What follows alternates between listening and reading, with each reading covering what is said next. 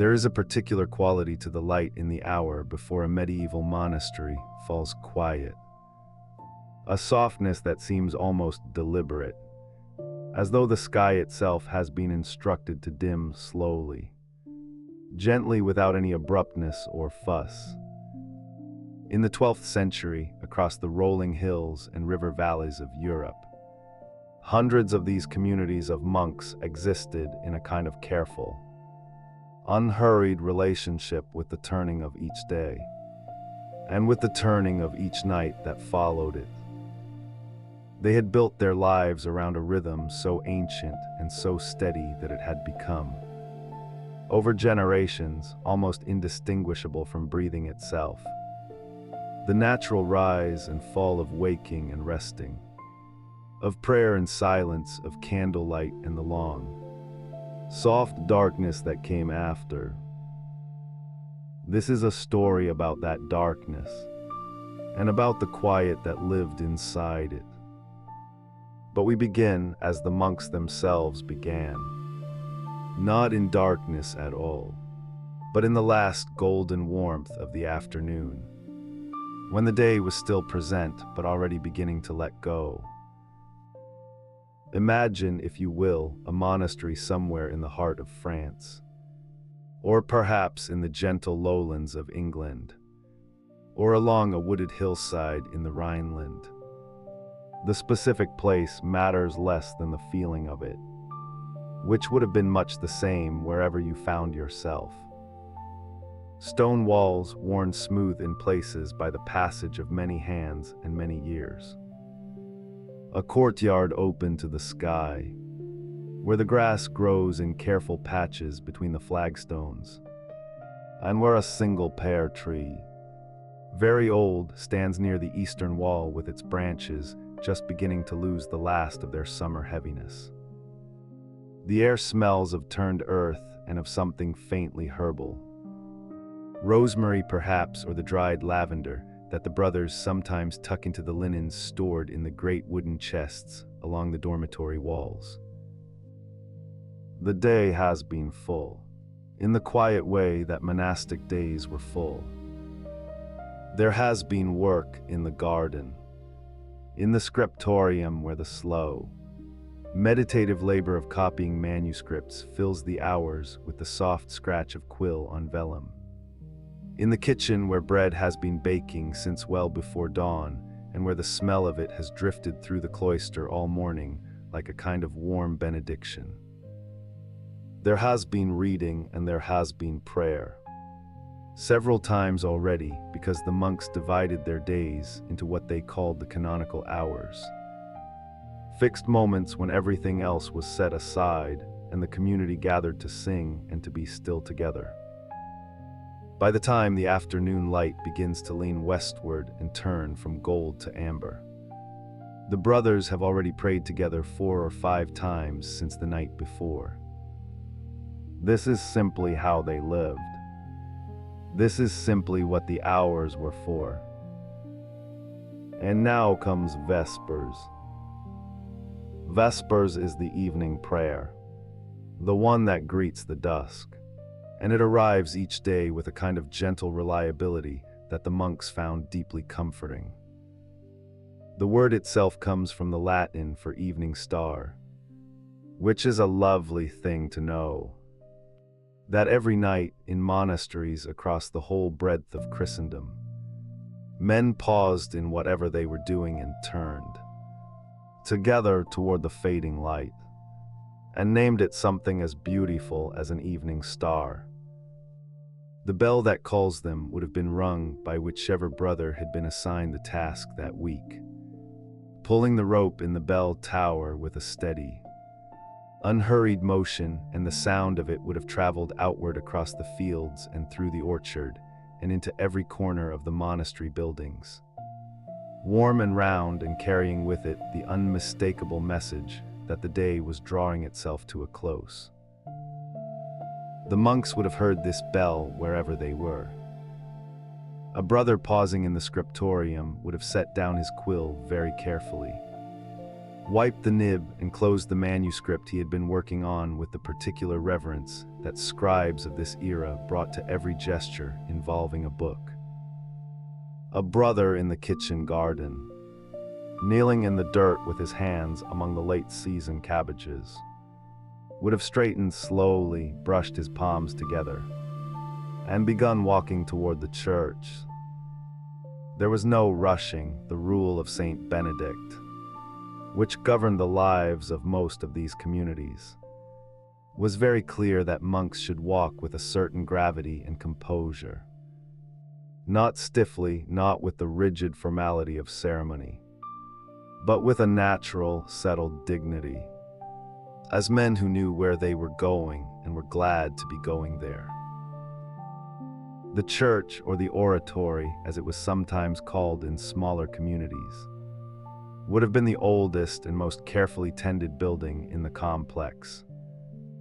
Its stones were cool even in summer, and in the autumn and winter they held a chill that was not entirely unpleasant. A clean mineral coolness that seemed appropriate to a place of prayer, as though the building itself was reminding those who entered it to be still, to let the warmth of the day's activity subside into something quieter and more receptive.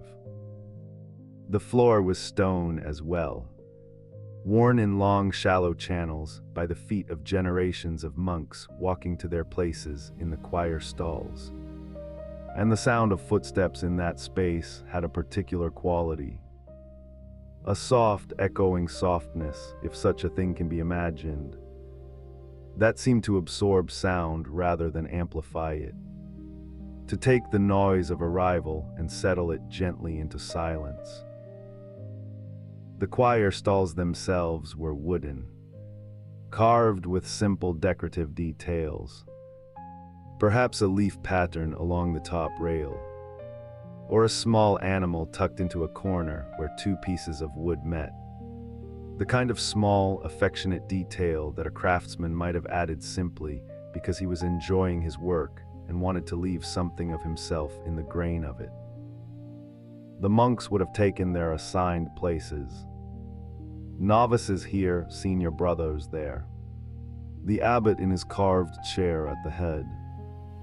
And the arrangement of bodies in that space would have had a calming geometry to it.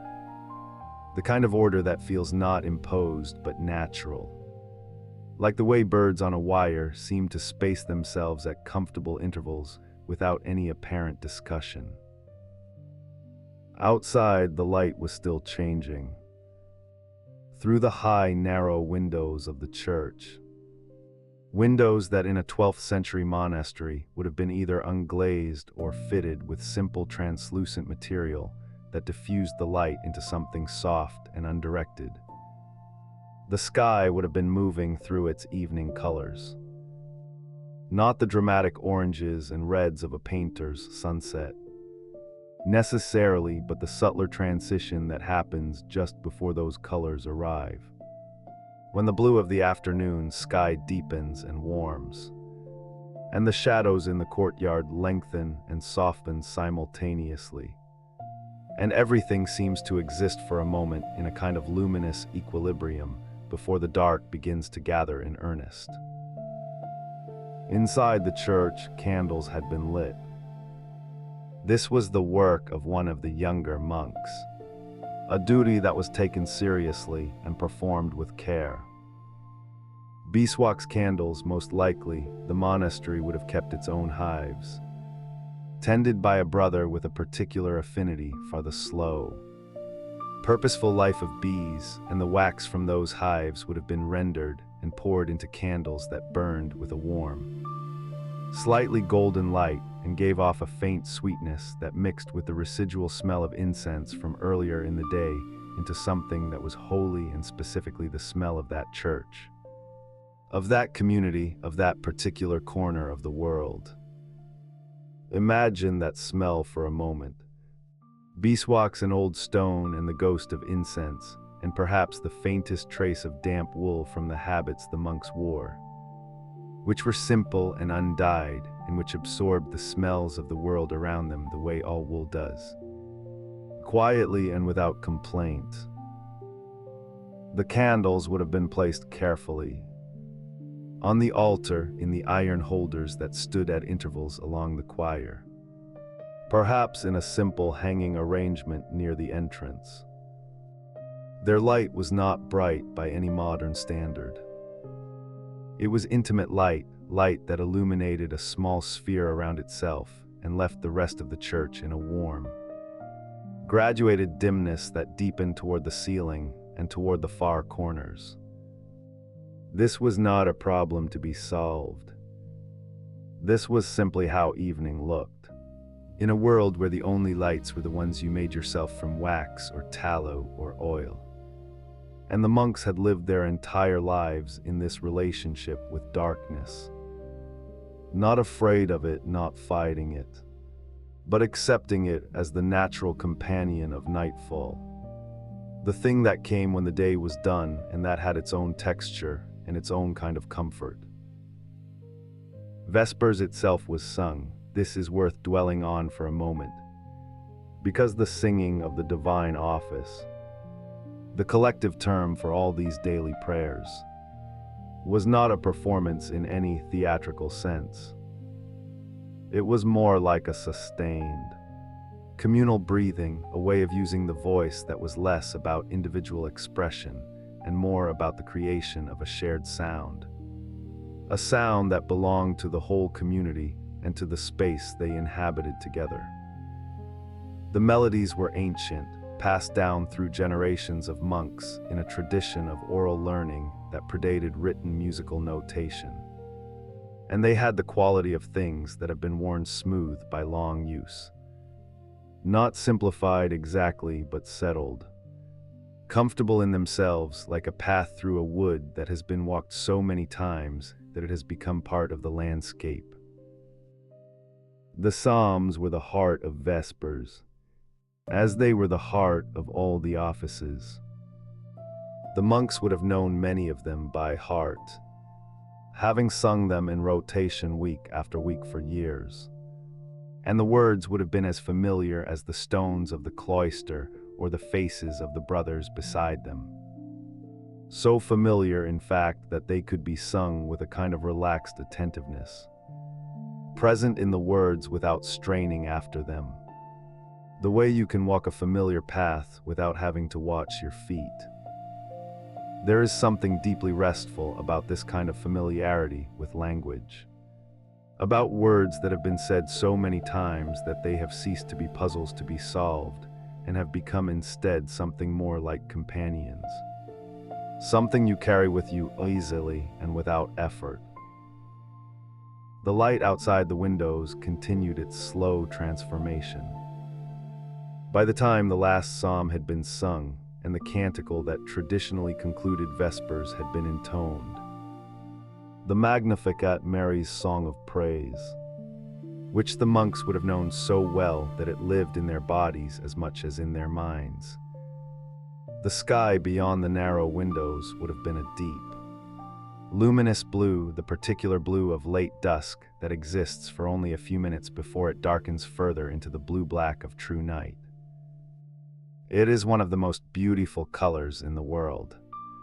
That blue, and the monks would have seen it every evening of their monastic lives, framed in those narrow windows, present and then gone, a small daily gift from the turning of the earth. After the canticle, there was a reading. A brief one, just a few lines from scripture or from one of the early church fathers. Read aloud by whichever brother had been assigned the lectio for that day.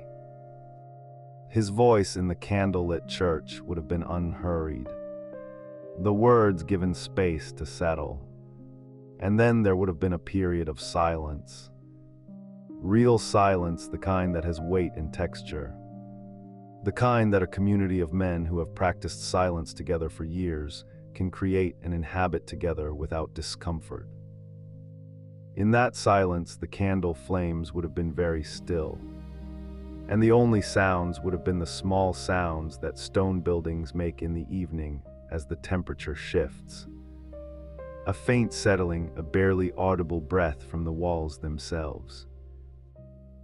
The close of Vespers was marked by a blessing from the abbot, a gesture rather than a speech.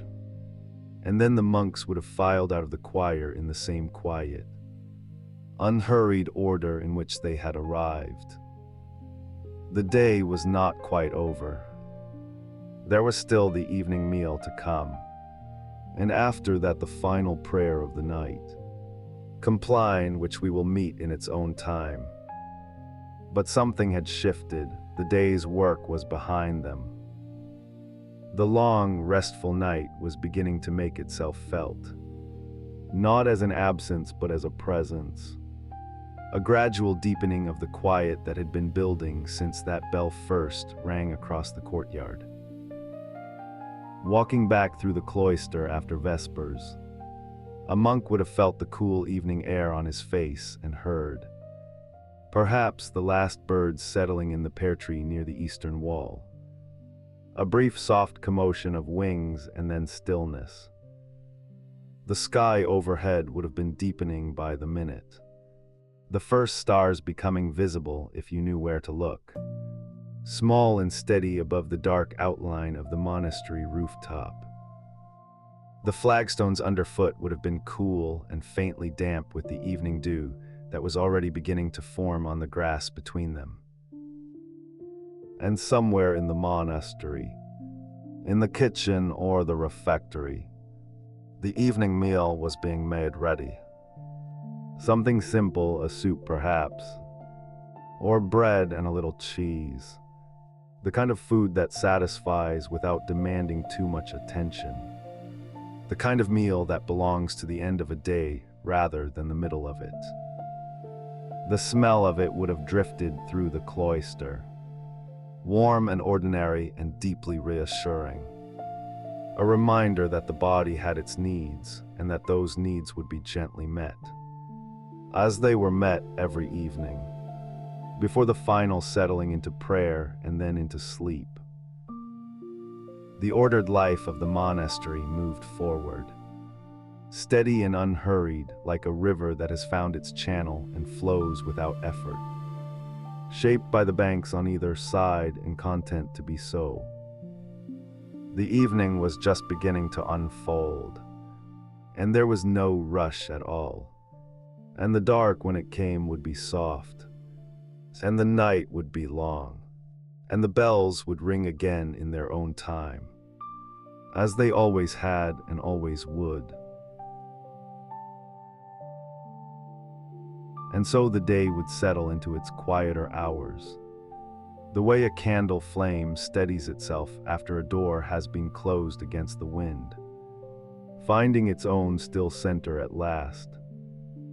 Before the monks could give themselves to sleep, before they could fold themselves into the cool linen of their narrow beds and let the darkness of the dormitory hold them, there was one more gathering, one more shared moment in the rhythm of the day.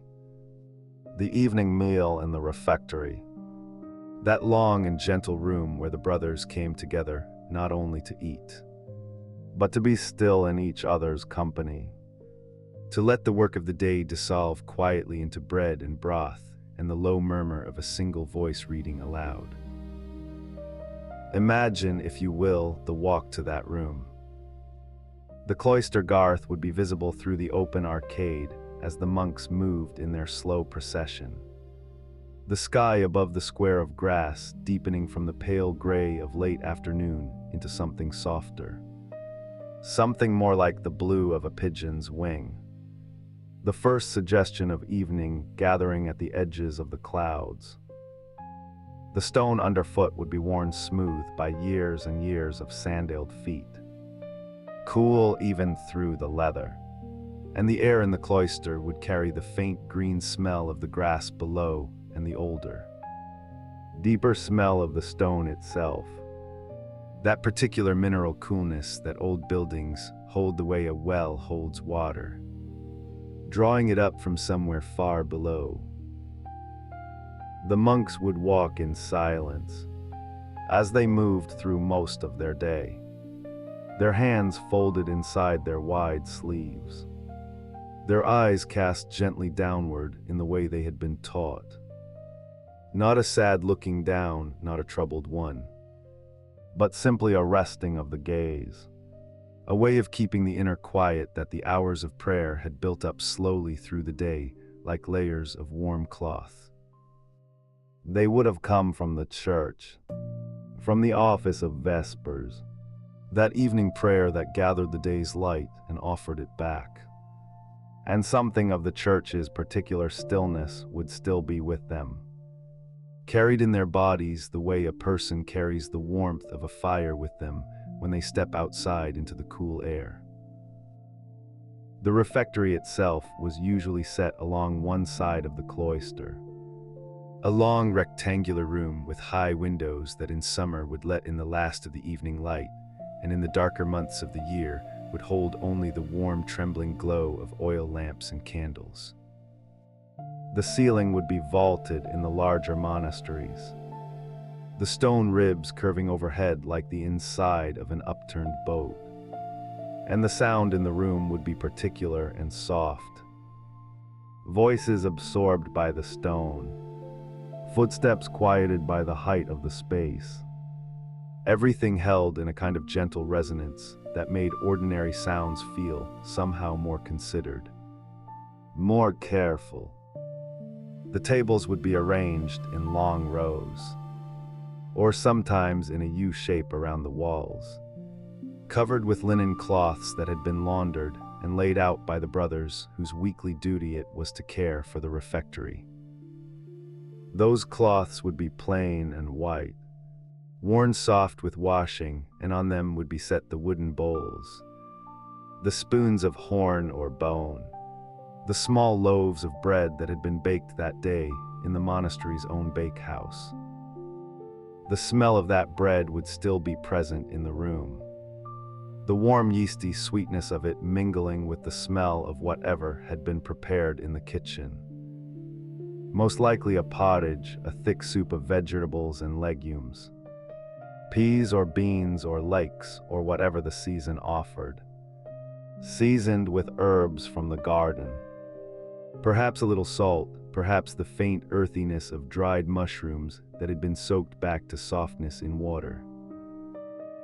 In the 12th century, the rule of Saint Benedict, that gentle and practical document that guided the lives of Benedictine monks, had things to say about the evening meal, as it had things to say about nearly every hour of the day, not in a harsh or demanding way, but in the manner of a wise and experienced person who has learned that a little structure, offered kindly, is a great comfort to those who live together. The rule suggested that the evening meal be simple, that 2 cooked dishes be offered so that those who could not eat one might find sustenance in the other, that bread be provided, that the portion be sufficient but not excessive, that the whole meal be accompanied by reading aloud from some improving or sacred text. And so there would be a reader. Before the meal began, before the abbot or prior gave the signal that eating might commence, one of the brothers would have climbed the few steps to the small pulpit set into the wall of the refectory, a carved stone niche just large enough for a lectern and a man, sometimes with a little candle holder to illuminate the page. And he would begin to read. The voice would carry through the room in that particular way a single voice does in a large stone space.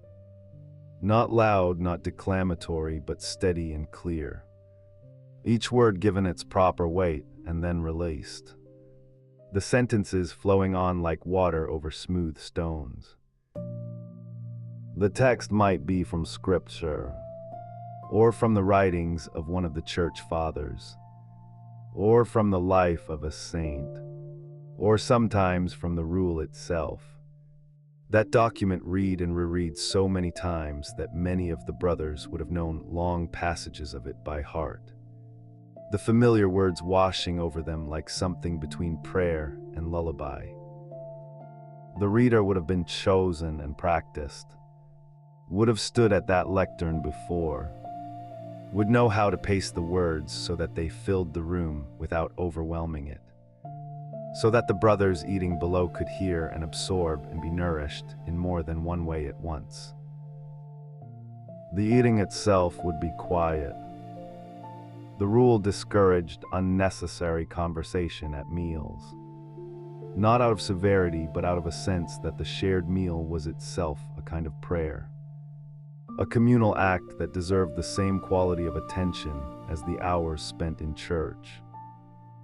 And so the sounds of the refectory would be the gentle sounds of spoons against wooden bowls, the soft tearing of bread, the occasional careful sound of a pitcher of water being poured, the distant sound of the kitchen beyond the serving hatch, and above it all the steady river of the reader's voice, carrying its ancient words through the warm candlelit air.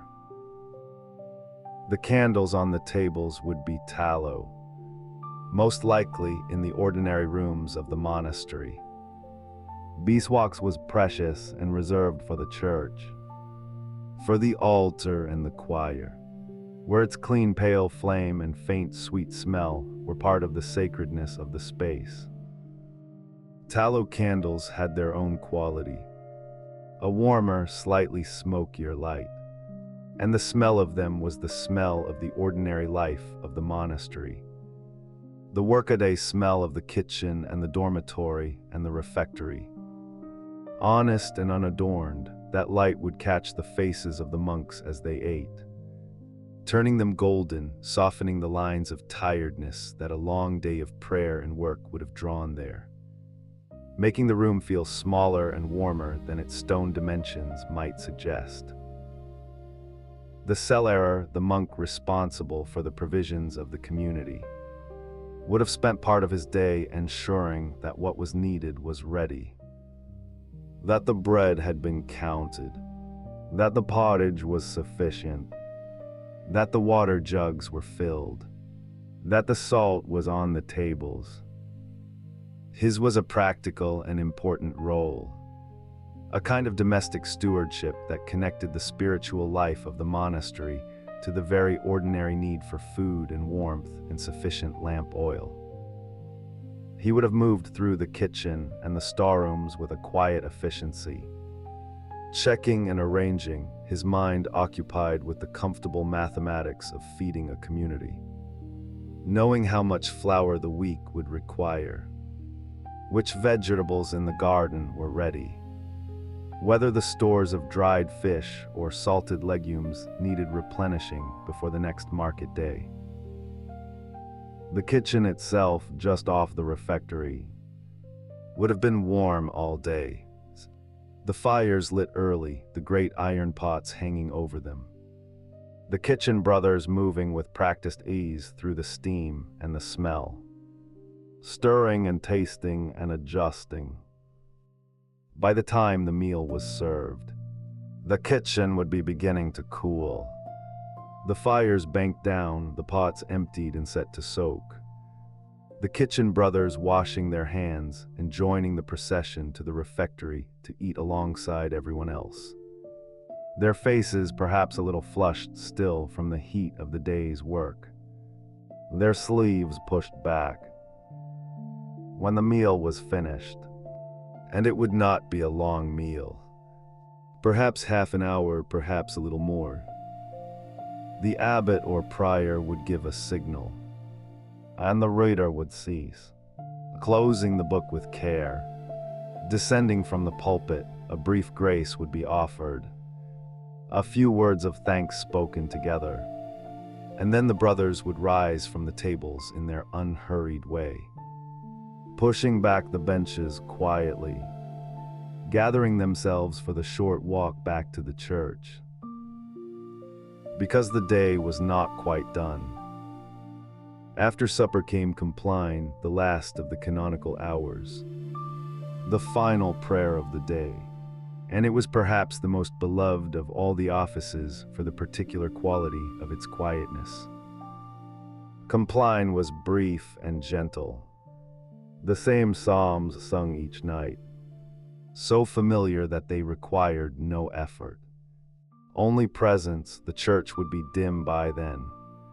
The evening fully arrived, the candles in the choir casting their small warm light on the faces of the monks in their stalls, on the carved wood of the misericords, on the stone floor worn smooth and pale. The singing would be soft, the chant winding through the vaulted space like smoke, rising and settling, rising and settling. And there was something in the repetition of compline, in its sameness from one night to the next, that was itself a kind of comfort. The same words spoken by the same voices in the same place, night after night through the years and the decades. The prayers worn smooth by use the way the cloister stones were worn smooth by feet, made more themselves by the passage of time and attention. A monk who had been in his community for 30 years would have sung compline 10,000 times. And each time the familiar opening words would have arrived like something returning home, like the sound of a door closing softly against the night. After compline, the great silence would begin. This was the silence that would hold the monastery until morning. A silence deeper and more formal than the ordinary quiet of the day. A silence that the brothers carried with them from the church to the dormitory, that lay over the whole building like the first snow of winter, muffling and softening and stilling. No words would be spoken, no unnecessary sound made. Even the footsteps on the stairs to the dormitory would be careful, considered, each brother mindful of the brothers around him, of the shared need for rest, of the long night ahead. The dormitory, the scriptorium above, perhaps, or a long room on the upper floor of the range, would be waiting for them.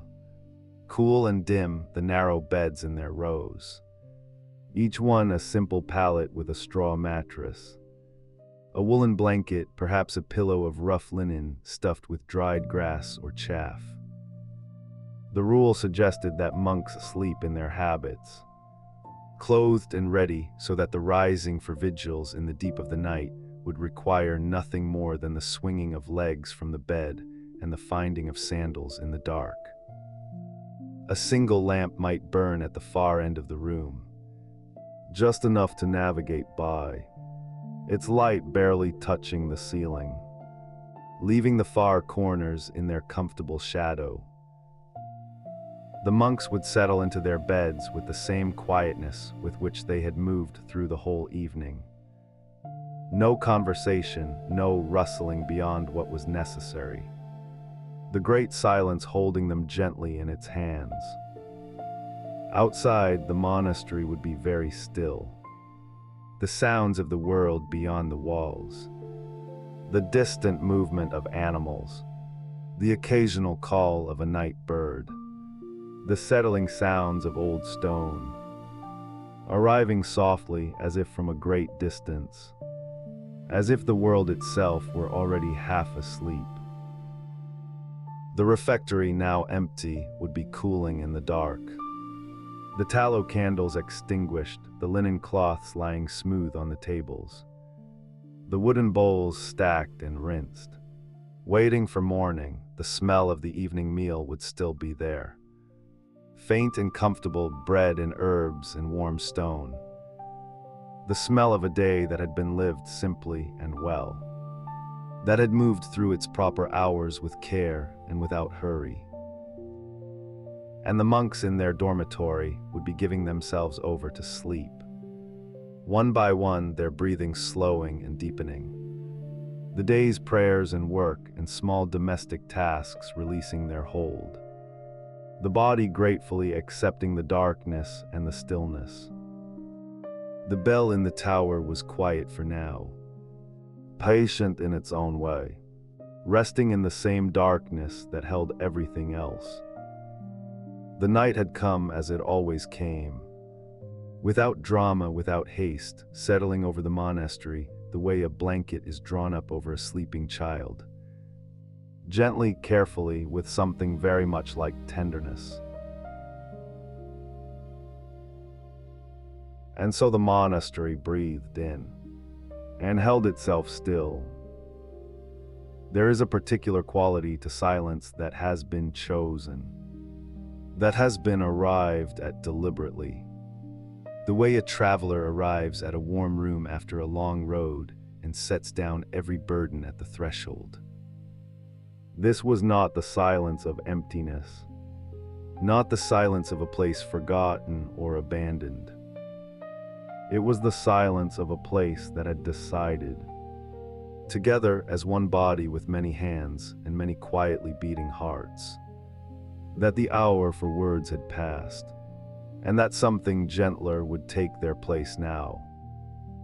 The monks called it the Great Silence, and the name itself carries a kind of gravity, a kind of reverence, as though silence were not merely the absence of sound, but a presence in its own right. Something that could be welcomed, something that could be tended. It began, as so many things in the monastery began, with a bell. The bell that called the Great Silence into being was not the largest bell the monastery possessed, nor the most sonorous. It was a smaller sound, almost modest, the kind of sound that asks rather than commands, that suggests rather than insists.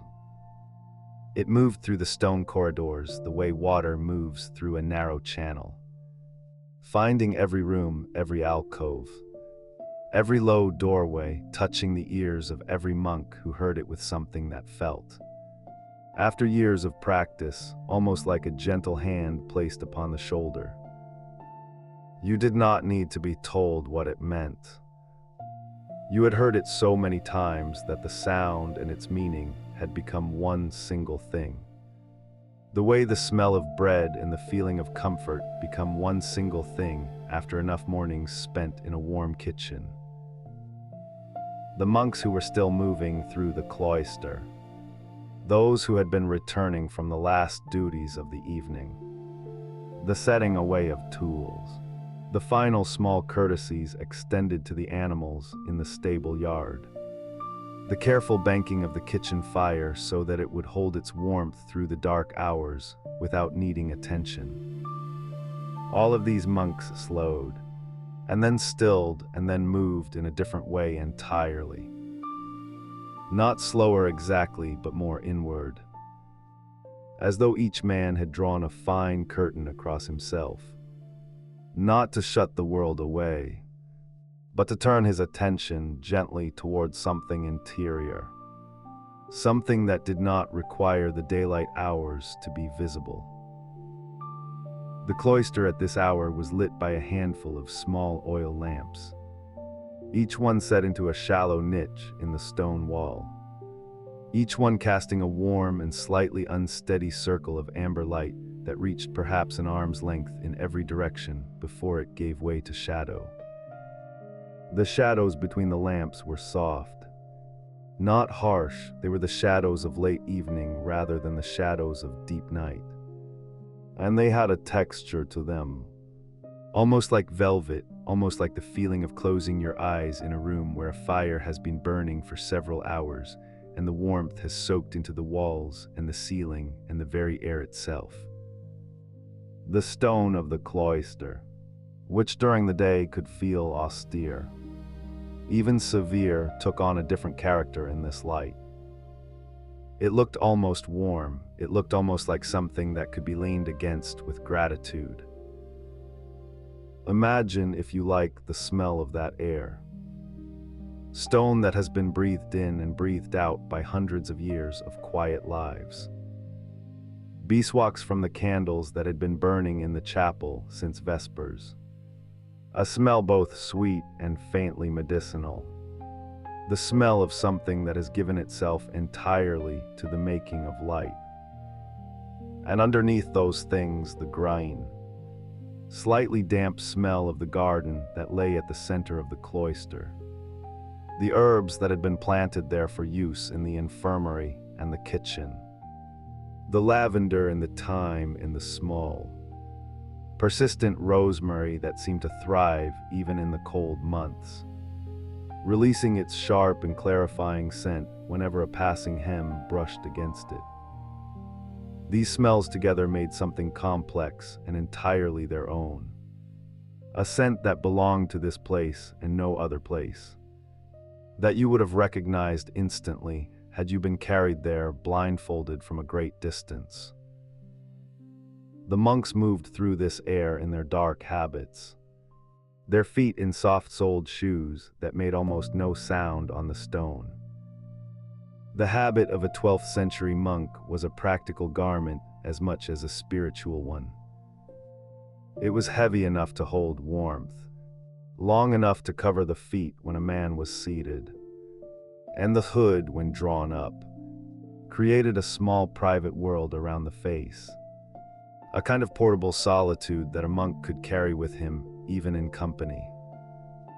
Many of the monks drew their hoods up now, as they moved through the cloister toward the dormitory, not because the night was especially cold, though it was cool, certainly, with the particular cool of stone buildings in the later months of the year, but because the hood was itself a gesture, a small and wordless way of saying that the inner life was now the life that mattered, that the outer world could wait until morning.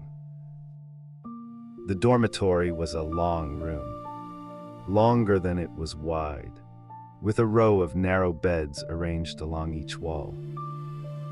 Each bed was a simple thing, a wooden frame, a mattress filled with straw or sometimes with a coarser material, a rough woolen blanket, and in some monasteries, a second blanket for the coldest months, folded at the foot and available to be drawn up as the night deepened. There were no curtains around these beds, no private enclosures. The monks slept in community as they did everything else, in full view of one another, and this openness was not considered a hardship. It was considered a form of accountability, and also, in its way, a form of companionship. No one slept entirely alone. The sound of other men breathing in the dark was not an intrusion. It was, after long years, a comfort. A single candle burned in the dormitory through the night. It was set in a lantern near the door, and its purpose was practical as much as symbolic. The monks who would need to rise for matins in the small hours of the night, which is to say all of them, would need enough light to find their shoes, to straighten their habits, to navigate the short distance to the stairs without stumbling. But the candle also meant that the room was never entirely dark, and this had its own softening effect on the quality of the silence. Darkness and silence together can feel heavy, can feel like pressure, but darkness relieved by a single small flame. Darkness in which you can just make out the shapes of the beams above you, the faint gleam of the stone floor, the still forms of your brothers in their beds. This is a different thing entirely. This is the darkness of shelter rather than the darkness of absence. The monks did not immediately sleep. This is worth noting, worth dwelling on for a moment, because it speaks to something true about the nature of rest that the monastery understood very well. Sleep is not a switch. It is not a door that opens the moment you lie down and close your eyes. It is more like a tide, something that approaches gradually, something that requires a certain stillness before it will come close enough to carry you. The monks knew this, and the structure of the evening hours was designed with this knowledge built into it. The prayers of Compline, the final office of the day, had been gentle and repetitive, full of familiar words that the tongue could follow without the mind needing to work very hard. The walk to the dormitory had been slow, unhurried through cool air and soft lamplight. And now the monks lay in their narrow beds and let their bodies settle. Let the small tensions of the day release themselves one by one. The way a fist slowly opens when the need for holding has passed.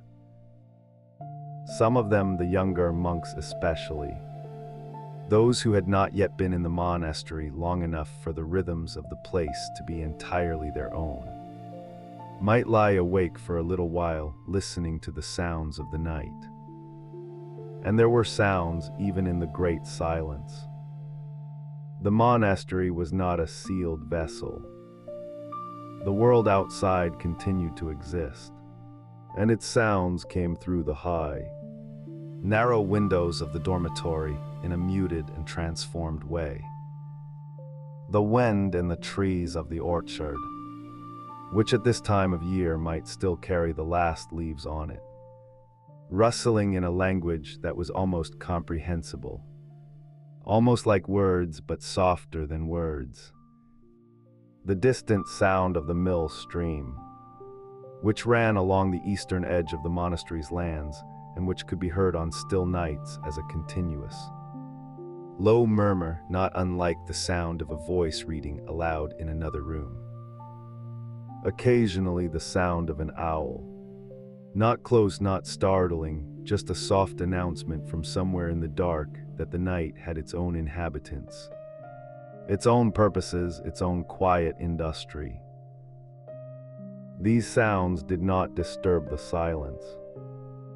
They were part of it. The great silence was not the silence of a sealed room or a stopped clock. It was the silence of a life that had been set aside from hurry, from commerce, from the constant negotiation and noise of the world outside the walls. Within that larger silence, small sounds were not intrusions. They were the texture of the silence itself. The way the grain of wood is not a flaw in the wood, but simply the record of how the tree grew, what it experienced, how it reached toward the light. The candle in its lantern near the door burned with a very small, very steady flame, the lantern's glass, slightly green tinted, the way so much glass was in those centuries, cast the light in a way that was almost aquatic, almost like being at the bottom of a very shallow, very clear pool of water.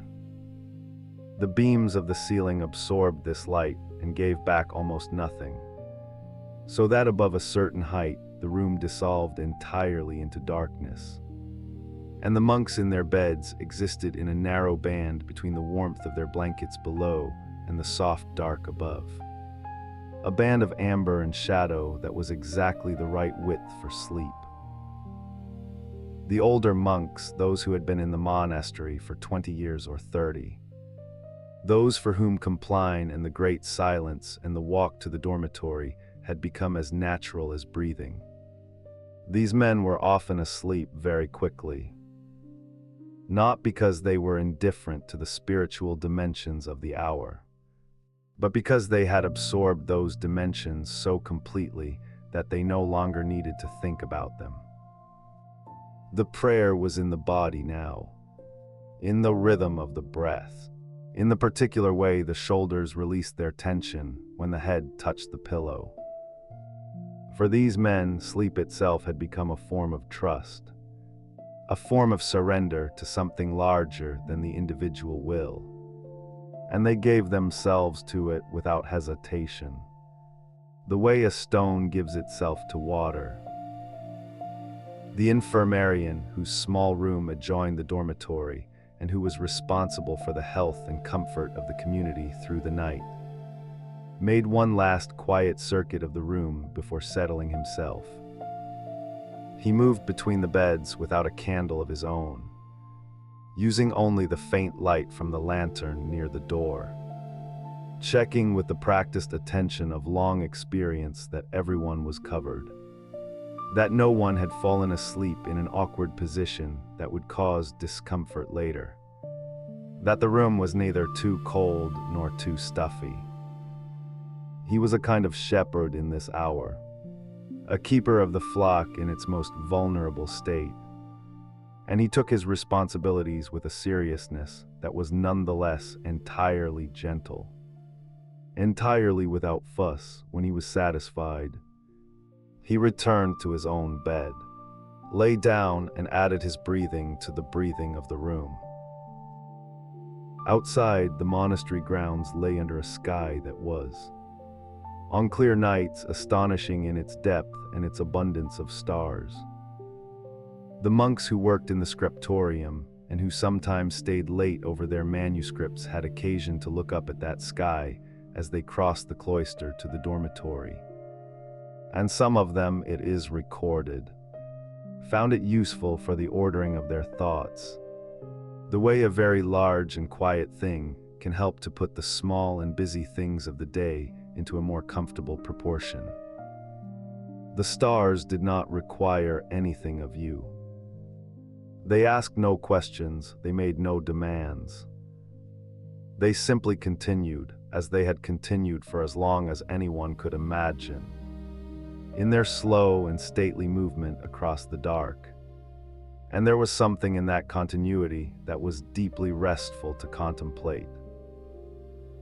The monastery in the great silence was not a place that had stopped. It was a place that had shifted its mode of being, the way a river shifts when it leaves the mountains and enters the plain, becoming wider, slower, deeper, less concerned with obstacles, more concerned with the long and unhurried business of simply moving forward. The prayers would come again, as they always came in the small hours before dawn, when the bell would sound again and the monks would rise, still warm from sleep, still carrying in their bodies something of the night's quietness, and make their way in the dark to the chapel. But that was still hours away. For now there was only the candle, and the breathing and the soft weight of the blankets, and the sound of the mill stream in the distance, running on and on in the dark with perfect patience, with no particular destination, entirely content to be exactly where it was. The great silence held the monastery the way still water holds a reflection, completely without effort, without any need to grip or press or insist. And in that holding, something very old and very simple was being practiced. The ancient human art of letting the day go, of releasing the hours one by one back into the dark from which they came, of trusting that morning would arrive in its own time, with its own light, and that nothing needed to be done about any of it now. Nothing at all now, only rest. And so the dormitory settles. Not all at once, the way a stone drops into still water, but gradually the way warmth spreads through a room when the door is finally closed against the evening air. One by one, the small sounds of wakefulness soften and grow less frequent, until the whole long room seems to breathe with a single, unhurried breath. The dormitory itself, the monks called it the dorter, that old comfortable word worn smooth by centuries of use, was a long, narrow room set above the warming house or the chapter house, depending on the monastery, so that a faint residual warmth might rise through the stone floor and take the worst edge off the night air. The floor was stone, yes, and the walls were stone, and the ceiling above was either vaulted in careful arches or simply raftered in dark oak that had drunk in decades of candle smoke and now gave back a smell something like incense, something like forest, something like time itself. Imagine the faint drift of that smell, beeswax and old wood and the cool mineral breath of dressed limestone, settling around you like a blanket. The beds were arranged in 2 long rows along the walls, each one a simple wooden frame strung with rope or fitted with a straw-filled pallet, and over that a woolen blanket. perhaps 2 in the colder months. Rough to the touch at first, but warming quickly to the body's heat. There were no private curtains in most monasteries of this era. No small alcoves of personal space. The rule of Saint Benedict, which governed the days and nights of most of these communities, was quite clear on the matter.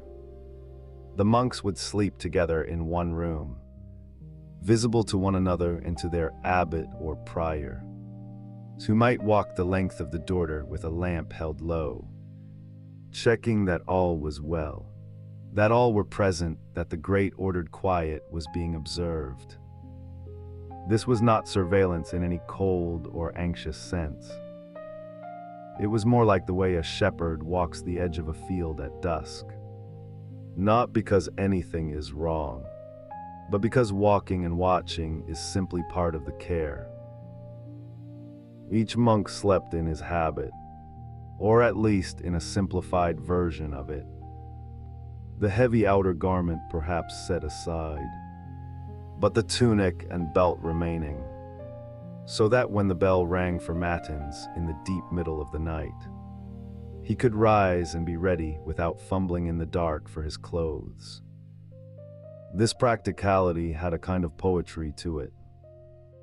The monks were never entirely off duty, never fully separated from their vocation, even in sleep.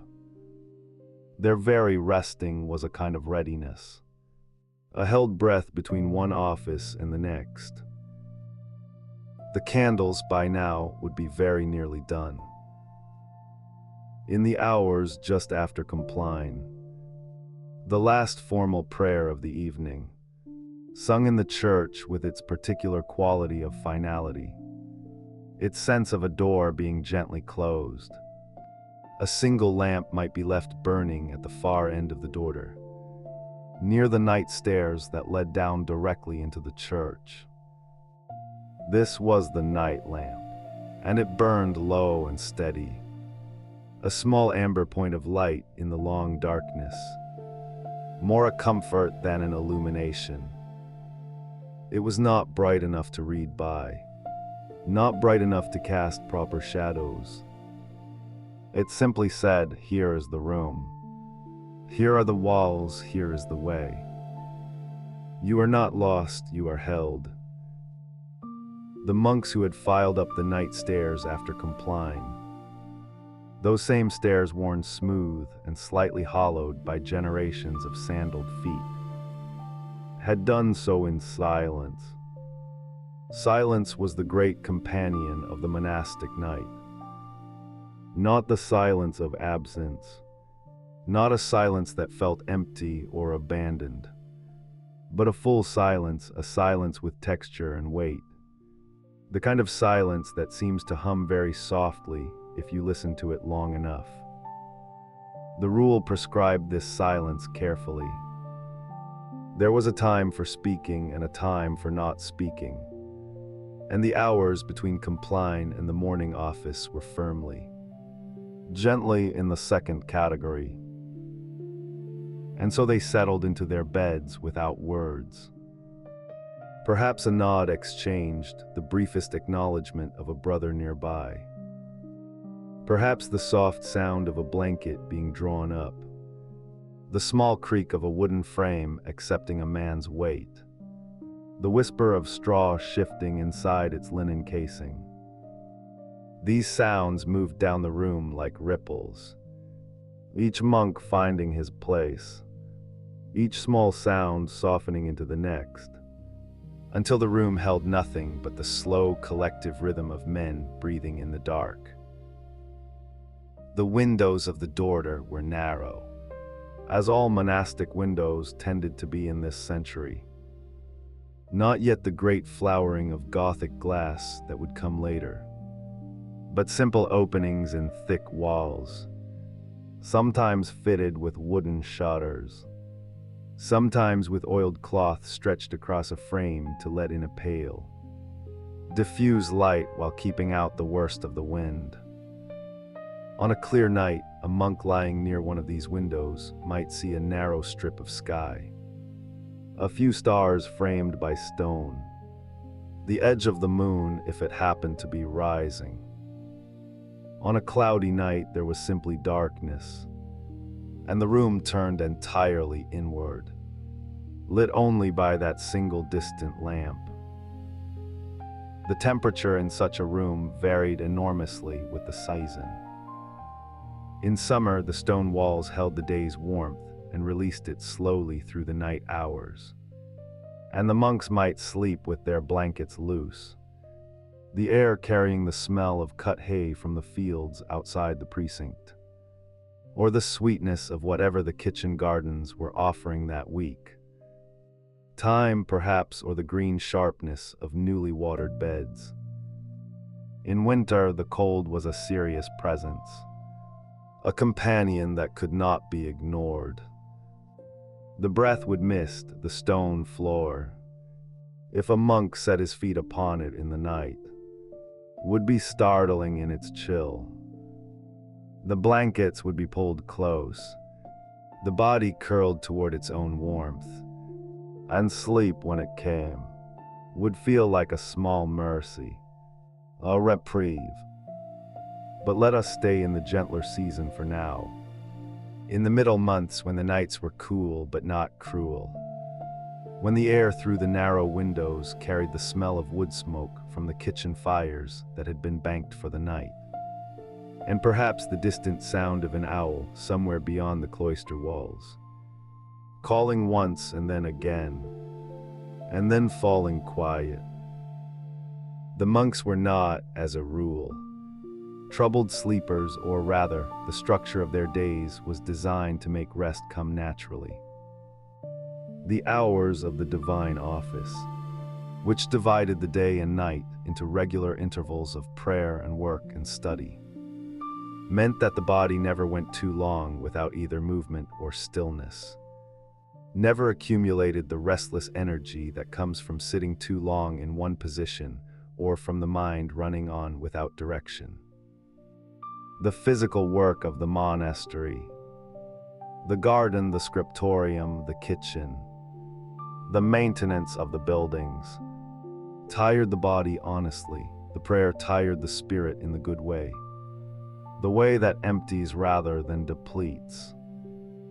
And so when the time for sleep came, the monks generally found it without great difficulty. There was a monk in an English monastery of this period. We do not know his name, only that he wrote a few lines in the margin of a manuscript he was copying. Small cramped letters squeezed into the space beside a passage of theology, who described the feeling of lying down after compline as being like setting down a heavy basket at the end of a long walk. The weight of the day, he wrote, simply left the hands. You did not have to put it down deliberately. It fell of its own accord. And then there was nothing to hold, and the hands were open, and that was sleep. That image has lasted, even if his name has not. The daughter in winter would sometimes have a small brazier at one end, though open flames near sleeping men were always a matter of care, and many communities preferred simply to rely on the accumulated warmth of bodies in a shared room. A dozen men, 2 dozen, sleeping in a long stone hall. The warmth they generated together was not nothing. It was a kind of communal warmth, unspoken and unsentimental but real. The simple physics of shared living made gentle by habit and goodwill. Some monks, the older ones or those with particular duties, slept more lightly than others. The cantor, responsible for leading the night office, might keep a kind of internal clock, some deep bodily awareness of the hours passing, so that he was already half awake before the bell rang for matins, already drawing himself back from the far country of sleep toward the surface of wakefulness. The infirmarian who cared for the sick brothers in the separate infirmary building, slept with one ear always open, attentive to any sound that might require him to rise. But for most of the community, the hours between compline and matins were simply hours of rest, given freely and received with gratitude. The bell for matins would come somewhere in the deep middle of the night. The exact hour shifted with the season, since the offices were calibrated to the natural rhythms of light and dark rather than to any fixed mechanical clock, which in any case was not yet a common feature of monastic life in this century. In summer, matins might come at what we would call 2 in the morning, or perhaps 3 in winter, somewhat later allowing for the longer darkness. The sacristan, whose duty it was to ring the bells, would have his own small lamp and his own careful attention to the hours, marking them by the slow burn of a candle measured and notched for the purpose, or by the drip of a water clock, or simply by long experience of the night. But that bell was still some hours away. For now, the daughter held its quiet. The lamp at the far end burned its small, steady light. The narrow windows held their strips of sky or cloud. The wooden frames held their sleeping men, each one wrapped in wool, each one breathing slowly, each one somewhere in the soft country between waking and dreaming that the monks themselves sometimes described in their writings as a kind of prayer. Not the formal prayer of words and responses, but something quieter and more elemental. The soul resting in God the way a child rests in a parent's arms. Without effort, without thought, simply held. The monastery around the daughter was not entirely silent even now. The night watchman, if the community was large enough to keep one, would make his slow rounds of the outer buildings, his lamp swinging at his side, his footsteps soft on the grass paths between the kitchen and the storehouse and the stables. The horses in the stables might shift and blow softly in their stalls. A cat, one of the several that every monastery kept as a matter of practical necessity, might move along the top of the cloister wall, pausing to sit and wash a paw in the lamplight before dropping silently into the garden below. The garden at night had its own quality. The herb beds, which during the day gave off their sharp and various scents only when brushed or bruised, seemed in the cool of the night to release something softer. A general greenness, a blended fragrance that was not quite any single herb, but all of them together. Sage and rue and lavender, and the dark earthiness of the turned beds. The faint sweetness of whatever was flowering that week.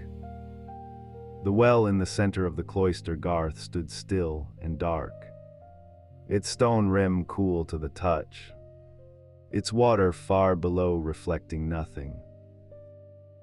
None of this reached the sleeping monks directly. They were above it, removed from it by stone and height and the depth of their own rest. But it was there, all of it. The living world of the monastery continuing its quiet business around the still center of the daughter. The way a river continues to flow around a stone that sits in its current. Untroubled, unhurrying. The hours moved as they always do. In that particular way they have in the deep of the night. Not quickly, not slowly, but with a kind of seamless continuity. One moment folding into the next without seam or boundary. The lamp burned down by some small increment. The stars outside the narrow windows moved their slow arc. The straw in the pallets settled under the weight of sleeping bodies. The wool blankets held their warmth. And the monks slept on. These men who had given their days and their nights to a particular kind of attention, who had chosen a life shaped by bells and silence and the recurring rhythm of prayer, and who found in that shape not a constraint but a container, something that held the days steady, that made rest possible because the structure of the day made rest earned, and made the morning possible because the night had been properly kept. There is something in the image of that long room, those 2 rows of sleeping men, that single lamp burning low at the far end, that asks nothing of us except to notice it, to let it settle in the mind the way a stone settles into soft ground, slowly without force finding its own level. The room is quiet, the night is doing what the night does. The monastery holds its breath and lets it go again. Slow and even, slow and even. And somewhere in the building, in the infirmary perhaps, or in the prior's lodging, or in the small chamber of the sacristan who keeps the hours, a single candle still burns, marking the time, patient and unhurried, tending the night until morning comes to relieve it.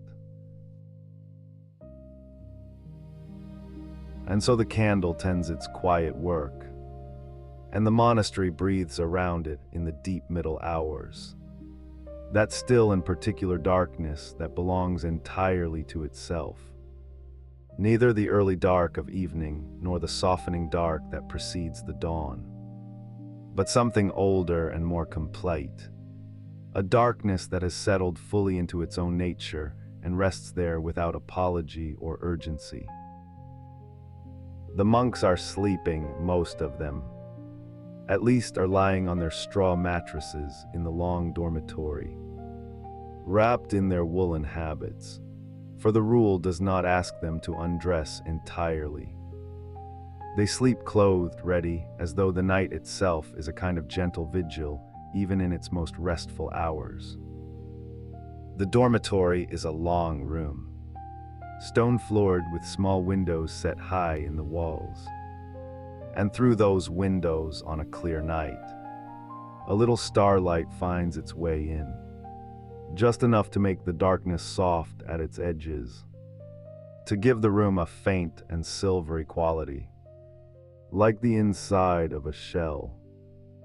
The straw in the mattresses has been there since summer, and it carries still a faint dry sweetness, something between hay and dust. Not unpleasant, the smell of a thing that has been warm and used and has settled into its purpose.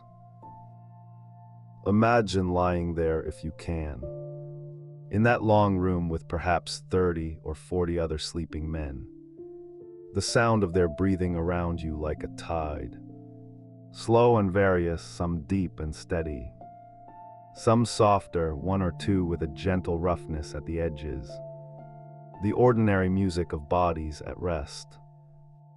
The stone walls hold the cold, but the bodies in the room have warmed it slightly, and the wool of the habit is thick and familiar against the skin, and the darkness is complete enough that even open eyes would find nothing to fix upon, nothing to pull the mind back from the soft country it has traveled into. This is the deep middle of the night, somewhere in the hours that the monks themselves call the night office hours. And there is a particular quality of silence here that is different from any other silence in the day. The bells have not rung since Compline, the last prayer of the evening, and they will not ring again for some time yet. And in that interval the monastery exists in a kind of suspended peace, the whole community given over to rest. The great rhythm of the day paused, held the way a piece of music holds a long note before it moves again. The sacristan, that careful, watchful keeper of the hours, has not yet moved to ring the bell for matins. He sits or perhaps dozes lightly in his small room near the church, the water clock or the marked candle before him, reading the slow passage of time in the way that only a person who has done this for many years can read it. Not anxiously, not with great effort, but with the patient attention of someone who has made peace with the night and found it to be good company. He knows the feel of the hour the way a shepherd knows the feel of the weather, not from calculation alone, but from something that has become, over years, a kind of second sense. And then, in the fullness of that deep hour, he rises. There is no drama in this rising. He simply stands, and perhaps he pulls his habit a little straighter, and he takes up the small handbell or moves toward the great bell rope, and the sound he makes begins its work. The bell for matins rings out into the sleeping monastery, and its tone is round and clear and carries without hurry through the stone corridors, up through the dormitory, out into the cloister garth where the grass is cold with dew or frost depending on the season. And the sound does not startle so much as it calls, the way a gentle hand on a shoulder calls, with a kind of certainty that does not need to be insistent because it has always been answered. In the dormitory, the monks begin to stir. This is one of the most tender and unhurried moments in the whole monastic day. This slow rising from deep sleep in the middle of the night. And those who have written about it, and some monks did write about it, in letters and in the margins of manuscripts, in the careful prose of their chronicles, describe it with a kind of matter-of-fact acceptance that is itself a form of peace. The body is heavy with sleep. The mind is slow to return from wherever it has been. There is a moment, perhaps several moments, of simply lying there hearing the bell, letting the sound work its way through the layers of sleep and warmth and darkness. And then the decision, made not dramatically but simply, to rise. They sit up, they put their feet on the cold stone floor. The cold of the floor is a real thing, a physical fact that arrives immediately and completely. And it is perhaps one of the most effective ways the night has of calling the body back to wakefulness. That cold stone underfoot, solid and certain and present. They stand, they straighten their habits. Some of them will splash a little water on their faces from the basin near the dormitory door. And the water is cold too, bracingly so, and the sensation is clean and sharp and brief. And then it passes and they are walking. They walk in silence because the rule asks for silence in these night hours. And the silence of a group of men walking together without speaking has its own particular texture. A kind of shared understanding that moves through the group like a slow current. Each man aware of the others around him. The soft sound of sandaled feet on stone. The rustle of wool habits. The occasional soft clearing of a throat. They carry no candles for the walk from the dormitory to the church. Or if they do, it is only the prior or the one who leads them. A single small flame moving through the corridor like a thought, and the rest following its light. The church at this hour is cold and dark, and the monks enter it and take their places in the choir stalls, those carved wooden seats that line the sides of the choir. And the wood is cold too when they sit. And the darkness of the church is deeper than the darkness of the dormitory, because the church is larger and its ceiling rises higher, and the darkness collects there above them like a held breath. A few candles are lit for the office, enough to read by, enough to see the faces of the brothers across the choir, but not so many that the darkness is banished. It remains present and companionable, filling the upper reaches of the nave, softening the stone. and then they begin to sing. The chant for matins is long, longer than any other office in the day, and it unfolds slowly, the voices of the monks rising and falling together in the ancient melodies that have been sung in this church for generations, that were sung in other churches before this one existed, that carry in their intervals and their rhythms something older than any single monastery or any single century. The sound of the chant in a stone church at midnight is one of those sounds that seems to belong to the building as much as to the singers. The stone taking the voices and holding them for a moment before releasing them, adding to them a quality of resonance and depth that the voices alone could not produce, so that the singing seems to come from everywhere at once, from the walls and the floor and the cold air itself. The Latin words move through the psalms and the readings and the responses. And for a monk who has sung these words many hundreds of times, they carry a quality that is almost beyond meaning. Or perhaps more precisely, they carry a meaning that has become so deeply familiar that it no longer requires active thought to receive it. The way a beloved piece of music can be heard with the whole body rather than just the ears. The words pass through and the voices rise and fall, and the candles burn steadily in the still air of the church. And outside the windows, those small high windows, the night continues its patient work, the stars moving in their slow courses, the frost perhaps deepening on the grass of the cloister garth. There is something worth pausing over in the quality of attention that Matins asks of the monks, because it is not the bright and energetic attention of the middle of the day, not the focused attention of a craftsman at his work, but something softer and more diffuse, a kind of open receptivity that the middle of the night seems particularly suited to producing. The mind that has been sleeping and has been called back from sleep is not fully armored, not fully organized in its ordinary daytime way. And there is a tradition of thought within the monastery that this is actually a gift, that the night office catches the mind in a state of unusual openness. The way a field after rain is open to seed, in a way it is not when the ground is hard and dry. The readings at matins are read aloud by one of the brothers, standing at the lectern in the wavering candlelight, his voice steady and unhurried, the words of scripture or of one of the great teachers of the church moving through the dark air of the choir and settling over the assembled monks like something warm and slow. The reader's breath is sometimes visible in the cold air, a small soft cloud appearing and disappearing with each phrase.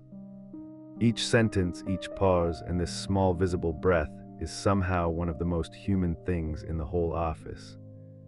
A reminder that these are bodies here. Warm bodies in a cold stone building, doing something that bodies have been doing in this place for a long time. When matins ends, there is a pause before Lauds begins. Lauds, the office of praise that greets the first faint suggestion of dawn. Though at this time of year, in the deep of winter, dawn is still a long way off when Lauds is sung, and the darkness outside the windows is unchanged, and the stars are still bright and steady.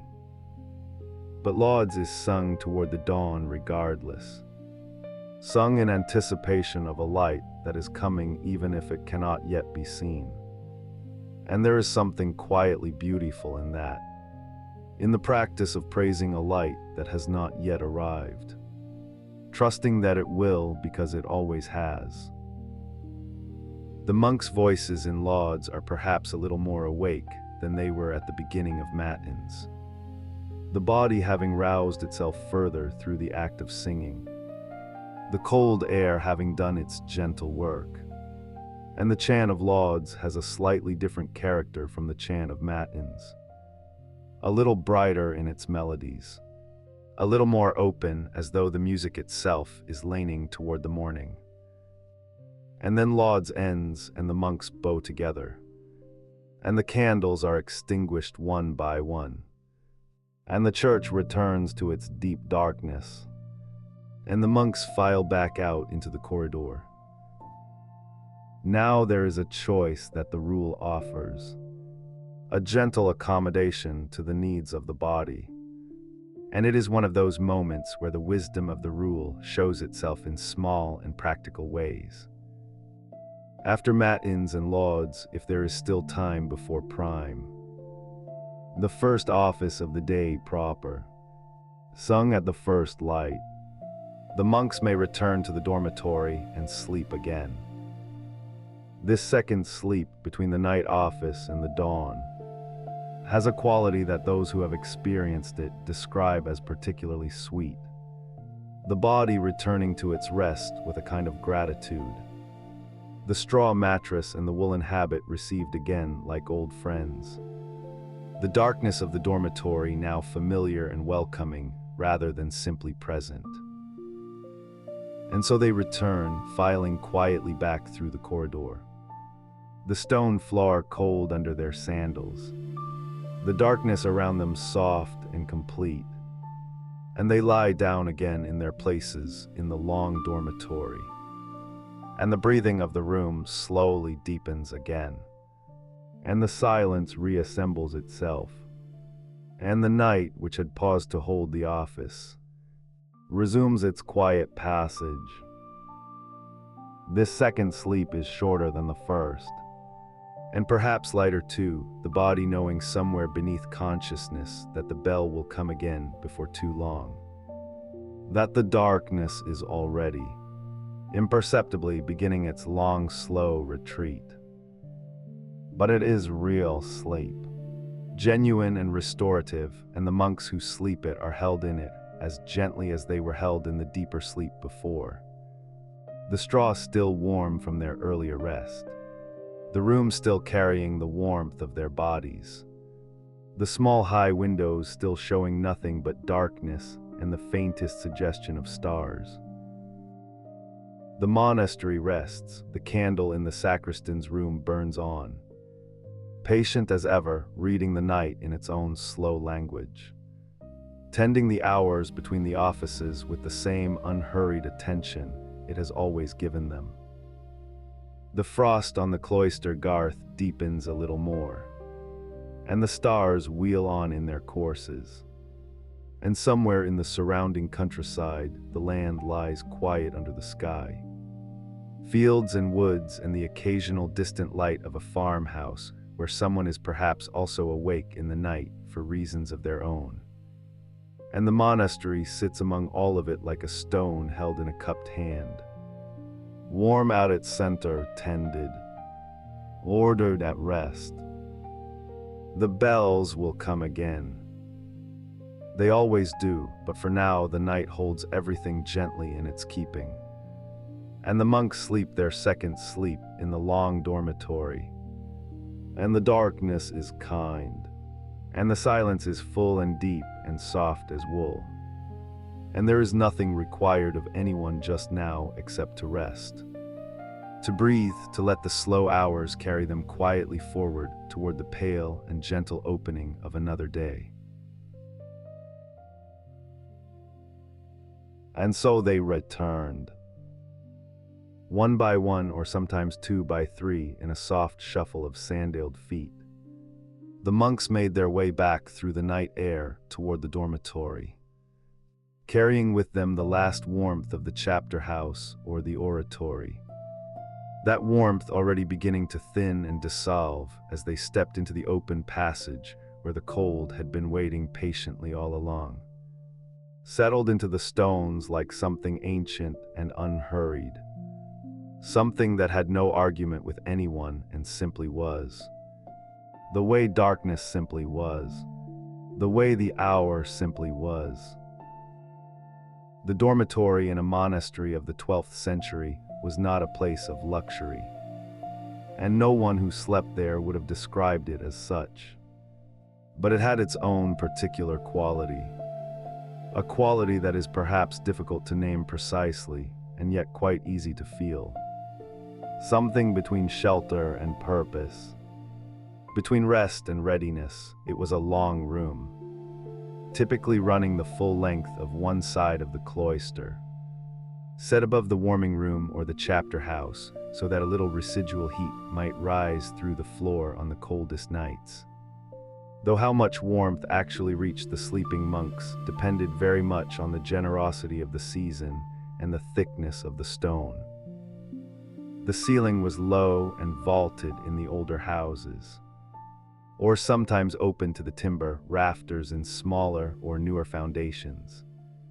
And the smell of the place was layered and familiar, a combination of wool and tallow and the faint mineral coolness of old plaster, of the cedar or oak of the bed frames, of the particular human warmth that gathers in any room where people regularly sleep. A smell that is not unpleasant, only very lived in, very close, very much the smell of a life being quietly and steadily inhabited.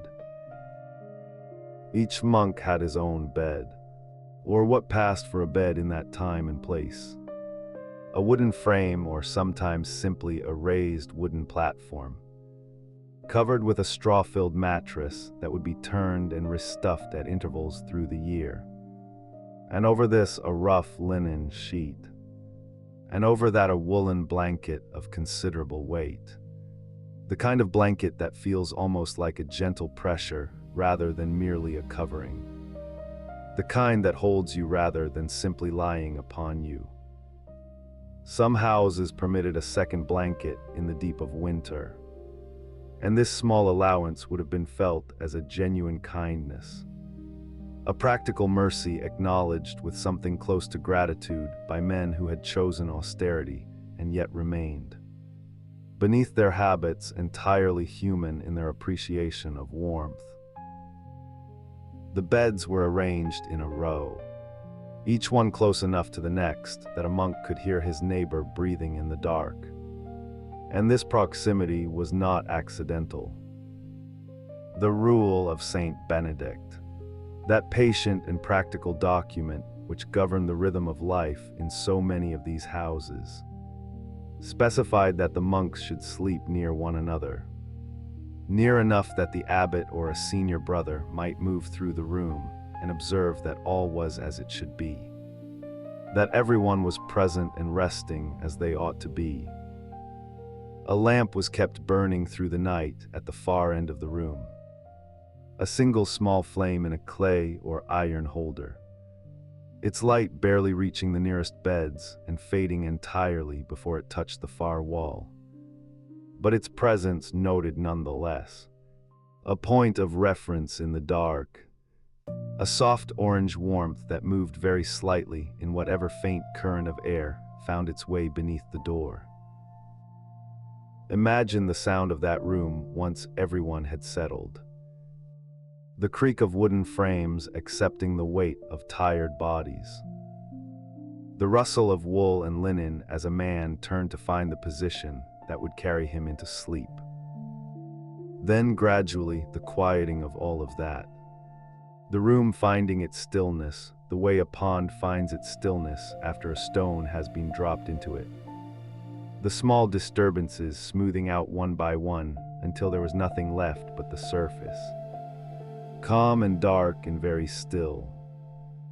Breathing, the occasional soft sound of someone shifting.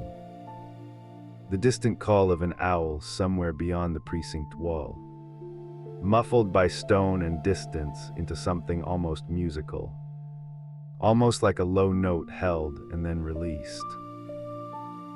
The monks slept in their habits, or in a simplified version of their daytime dress. And this was not merely a matter of convenience, though it was that too, given that they would rise again before the full dark had passed to sing the night office. It was also a matter of the rule's particular understanding of the body and its dignity, a sense that a monk should be prepared at any hour, should not be caught in a state of undress or disorder, should be ready to rise and move toward prayer with the minimum of delay and the minimum of fuss. And so they lay down clothed, their sandals placed beside the bed where they could be found by touch if necessary, their belts loosened perhaps, their hoods folded back, but otherwise much as they had been all day. The familiar weight and texture of the habit, a kind of continuity between the waking hours and the sleeping ones. There is something quietly affecting about this, when you consider it gently. These were men who had arranged their lives so that the boundary between sleep and waking was as permeable as possible, so that the movement from one to the other was not a rupture but a continuation, not a falling away from the day's purpose but a deepening of it. Sleep understood not as an interruption of the spiritual life but as a part of it. The body's necessary rest held within the same framework of intention that shaped every other hour. They prayed before they slept. They would pray again when they woke. The sleeping hours were bracketed by the offices as surely as the daylight hours were. And in this way the night was not empty or unaccounted for but woven into the same continuous fabric. The cold, of course, was real. A stone dormitory in the middle of winter in northern France or England or the Rhineland holds its chill with remarkable fidelity, the walls giving back what the season has put into them long after the season itself has moved on. And in the deepest months, the monks would have felt it in their feet and hands and faces. The particular cold that settles into exposed skin when the rest of the body is warmly covered. That makes a man tuck his chin deeper into his collar and curl his hands beneath the blanket. Some monasteries had braziers in the dormitory, small iron vessels of glowing charcoal that sent a thin warmth into the room without ever quite conquering it. And the smell of that charcoal, that dry mineral heat, would have been part of the nighttime atmosphere as well, mixing with the wool and the tallow and the old stone into something entirely its own.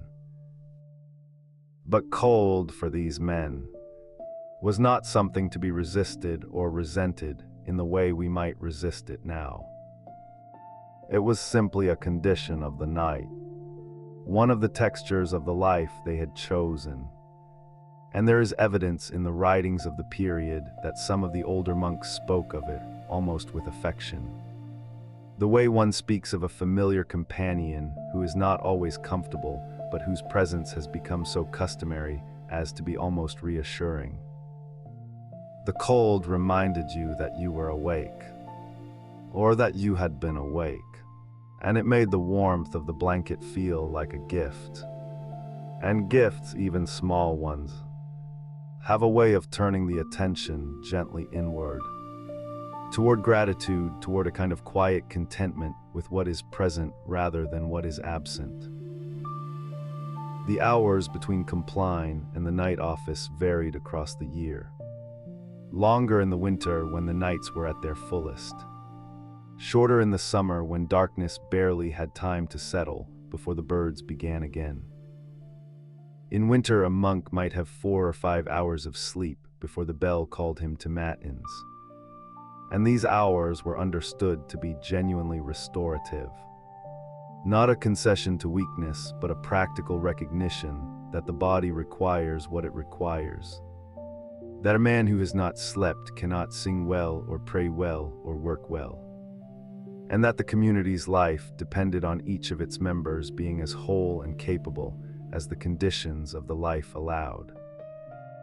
Benedict himself had written about sleep with a kind of matter-of-fact tenderness, acknowledging that different bodies have different needs, that younger monks and older monks and those who were unwell might require more rest than others, and that the wise abbot would take this into account.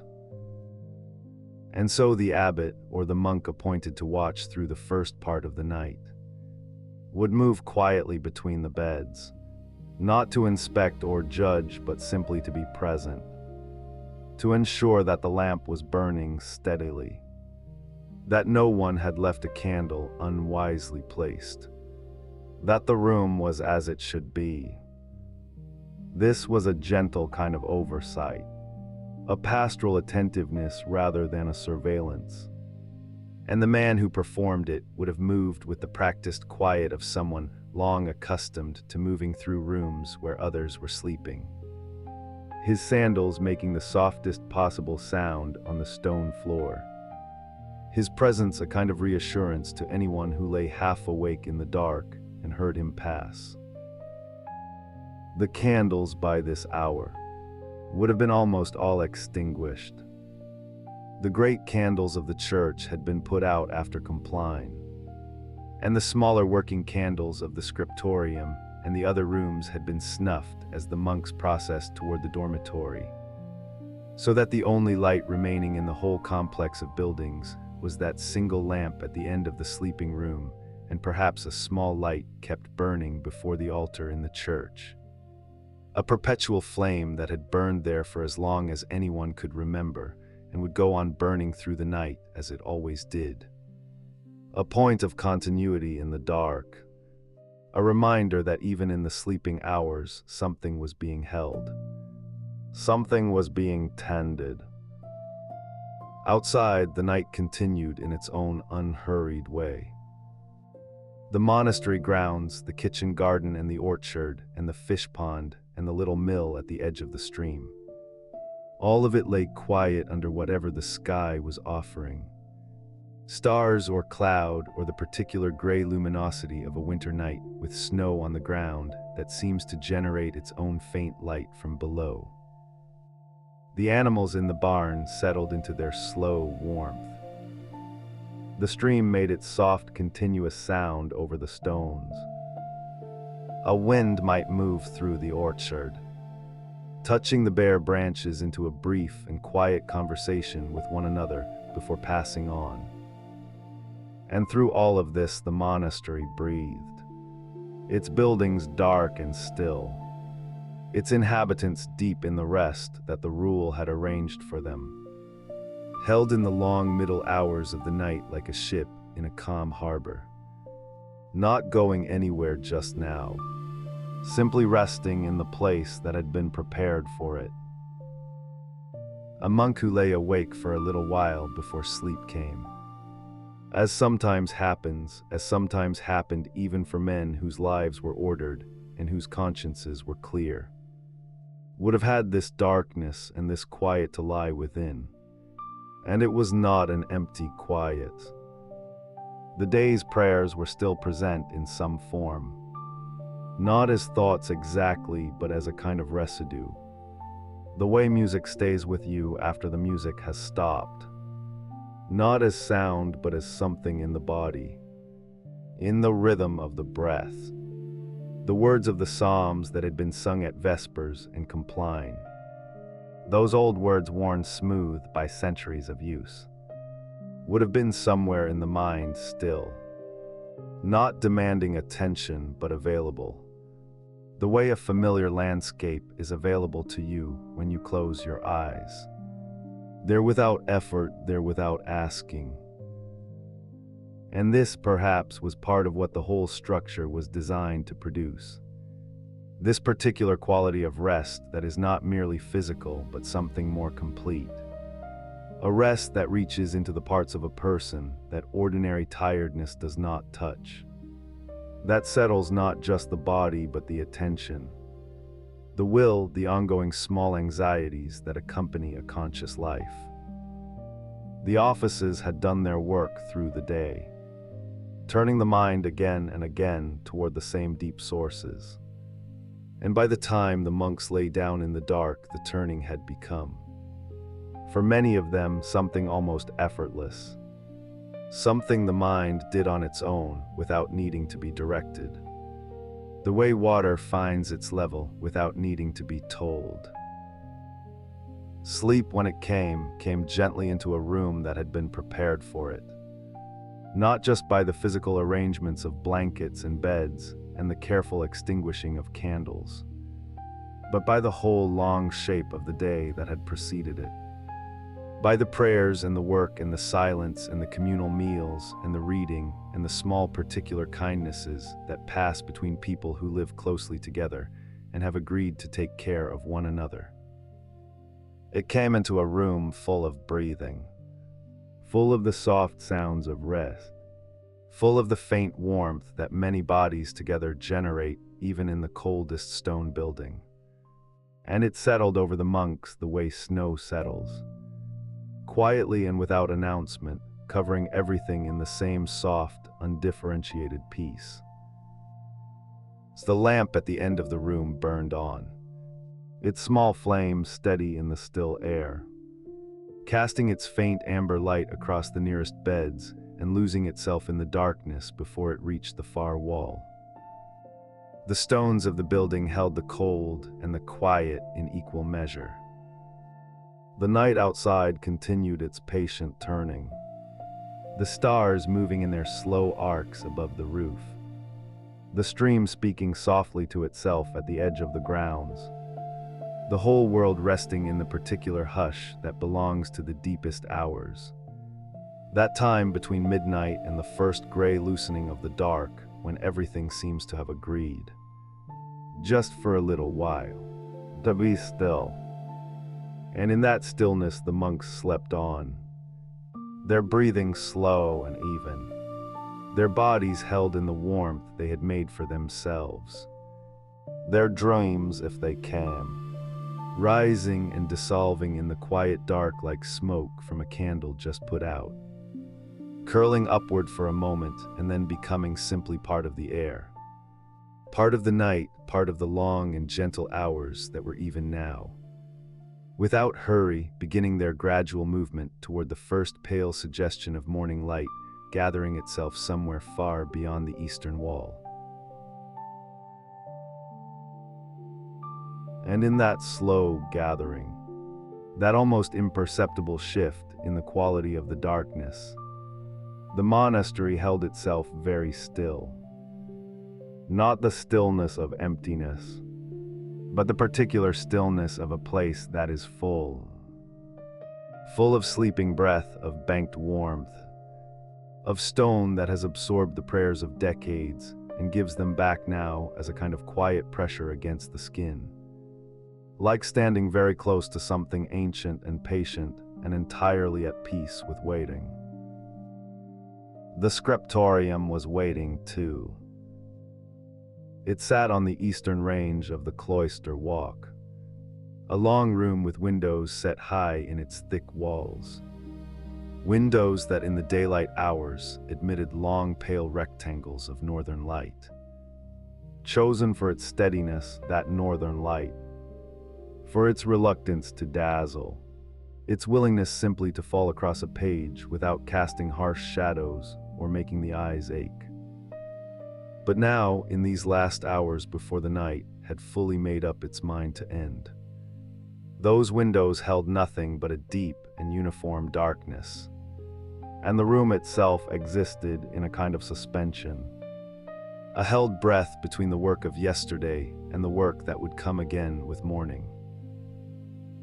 If you were to step inside it now, and imagine doing so very quietly, your footsteps hushed on the stone flags, you would find everything exactly as it had been left. The monks who worked here did not leave things carelessly.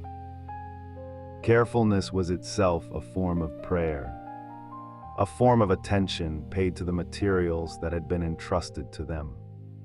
And so the desks, those long sloping surfaces of pale worn wood, sat in their places with a kind of composed readiness, each one holding its own arrangement of small tools, its own particular order that belonged to the monk who sat there and who knew, without having to think about it, exactly where each thing was placed.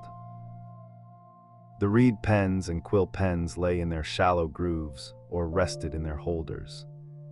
The tips of them dried now, the ink that had last touched them having long since settled into the fabric of the vellum pages or dried to a dark crust that would need to be softened and mixed again in the morning.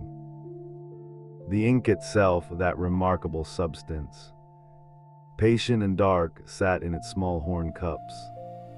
The lids fitted carefully over them to keep the night air from thickening what was inside. Some monks made their own ink, a slow process involving oak galls gathered in autumn, those strange round growths that form on oak trees. Hard and pale brown, smelling faintly of something astringent and green even after they had been dried and ground. Mixed with iron salts and a little gum arabic to help it flow. The resulting liquid was not quite black. It had a warmth to it, a brownish quality that would deepen over centuries until, on old pages, it read as a rich, dark amber. But in the moment of writing, it appeared dark enough. Dark and clear against the creamy surface of the prepared vellum. The vellum itself was perhaps the most remarkable thing in the room, and it lay now in its stacked sheets or in its gathered gatherings. Those folded sets of leaves that would eventually be sewn together to form a book. Vellum was made from animal skin. Most often calf, though sheep and goat were used as well. Stretched and scraped and dried under tension until it became something almost translucent in its thinner sections. Something that held light differently from paper. That had a slight give under the pen. A slight resistance, a texture that the monks knew intimately through their fingertips. Each sheet had its own character, its own slight variations in thickness, its own memories of the animal it had come from visible, sometimes as a faint ghost of the creature's markings. A shadow of darker and lighter areas that the skilled scribe learned to work around or to incorporate, placing his lines of text across the page with an awareness of what lay beneath. The preparation of a single book might take months or years, and the care that went into every stage of that preparation was visible in the finished object in ways that were difficult to fully articulate, but that you felt when you held one. A sense of accumulated attention, of many hands having touched this thing with intention, of time having been given to it without resentment. And now all of that accumulated attention rested in the dark, waiting. The room smelled of it all, of the dried ink and the slightly animal quality of the vellum, of the beeswax that had been used to smooth the wooden surfaces, of the stone walls and the faint lingering trace of the tallow candles that were used here sparingly and only in the darker months when the northern light failed earlier and the day's work pressed against the limits of what natural illumination could provide. There was something else, too. Something harder to name, the smell of concentration itself. Perhaps of many hours of focused effort in an enclosed space. Of breath held slightly as a pen moved through a difficult passage. Of the particular quality of air in a room where people have been very quiet together for a very long time. The candles, when they were lit, were placed with great care. The risk of fire in a room full of carefully prepared pages and dry wooden desks was something the monastery took seriously. And the candlesticks were heavy and stable, set in places where they could not easily be knocked. And the monks were trained from their earliest days in the community to handle flame with respect and attention. But the candles were not lit now. They sat in their holders, their wicks dark and cold, their surfaces slightly soft to the touch in the warmer months, harder now in the chill that had settled into the stone during the long night hours. The illuminated pages, those extraordinary works where the text gave way to images, where the initial letter of a chapter might open into a world of interlaced vines and small creatures and geometric patterns picked out in colors that had been ground from minerals and mixed with egg white and honey. Those pages were kept with particular care. The pigments that created them had come from remarkable distances. The deep blue that appears in so many manuscripts of this period came from lapis lazuli, a stone found in mines far to the east. Ground to a powder and processed through a long and painstaking method involving kneading and washing until the pure blue color was separated from the gray and white minerals that surrounded it. The resulting pigment was extraordinarily expensive, worth more by weight than gold in some periods, and it was used accordingly, with deliberateness, with a sense that every stroke of it was a kind of gift, a bringing of something rare and distant into the service of the page.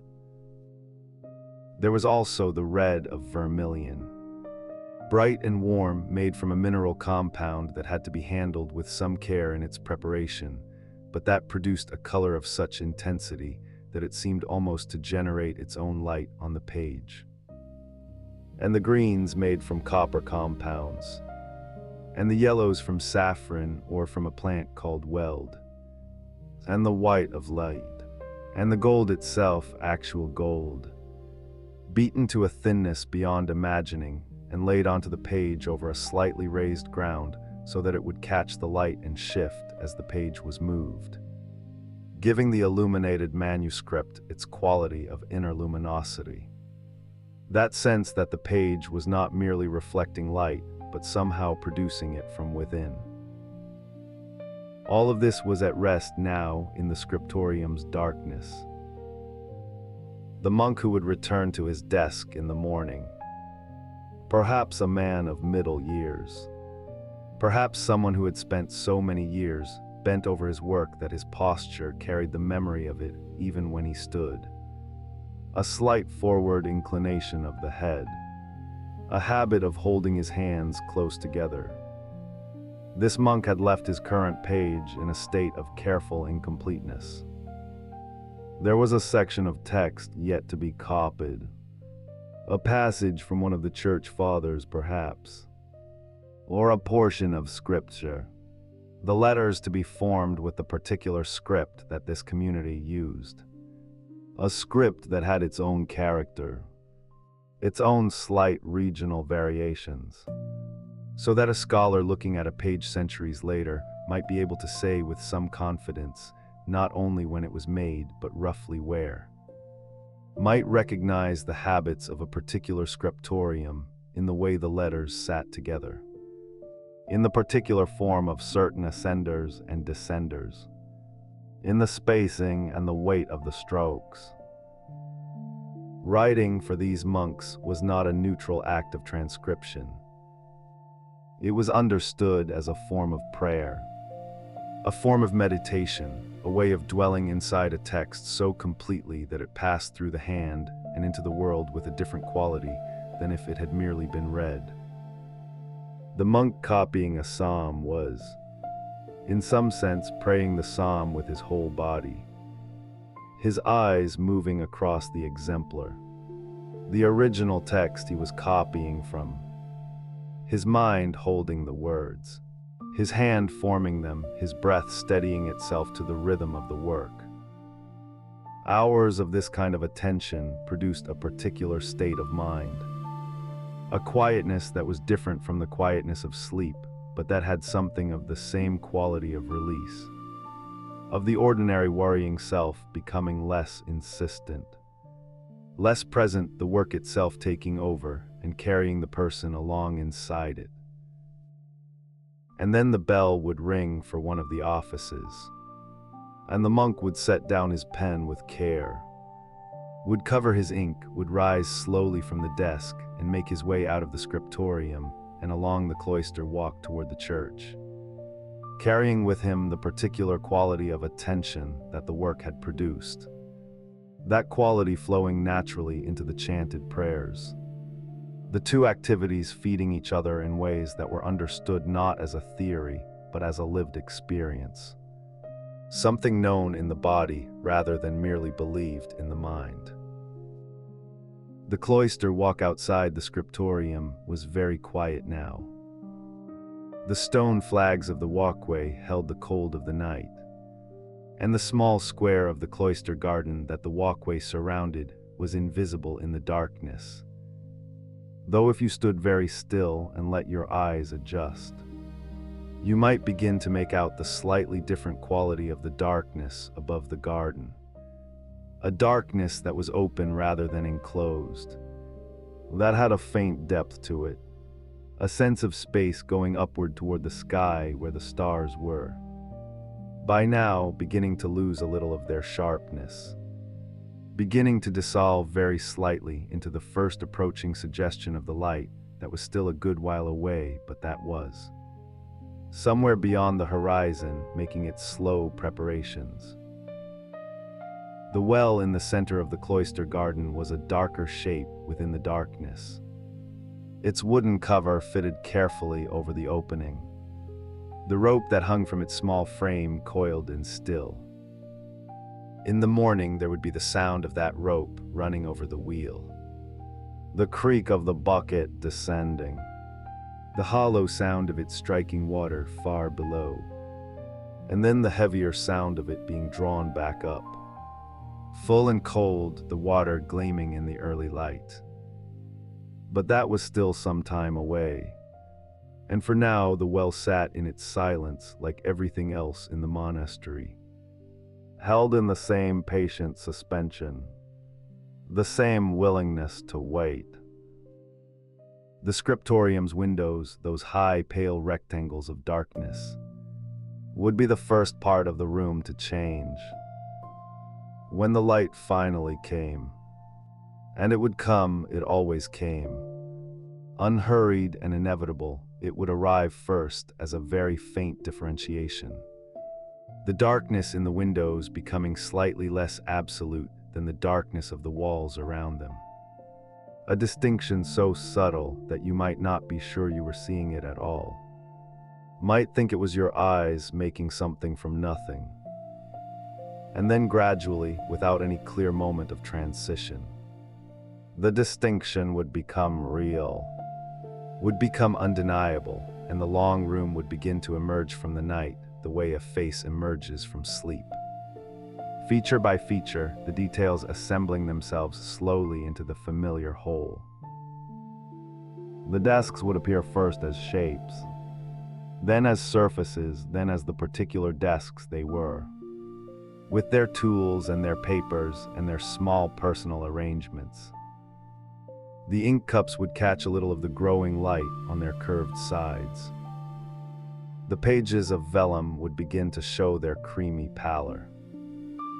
And the monk returning to his desk after the morning office would find everything exactly as he had left it.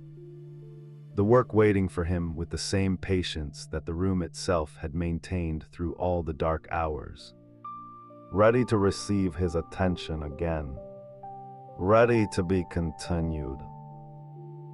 There was something in that continuity. The work left and returned to, the page that held its place through the night, the pen that had been set down and would be taken up again. That carried its own kind of comfort. The work was larger than any single session of it. The book being made was larger than any single day's contribution to it. And the tradition of making such books, of preserving and transmitting the texts that the community held dear, was larger still, stretching back through generations of monks who had sat at similar desks in similar rooms and bent their attention to similar pages, and stretching forward too into a future that the individual monk could not see, but that his work was quietly, steadily helping to make possible.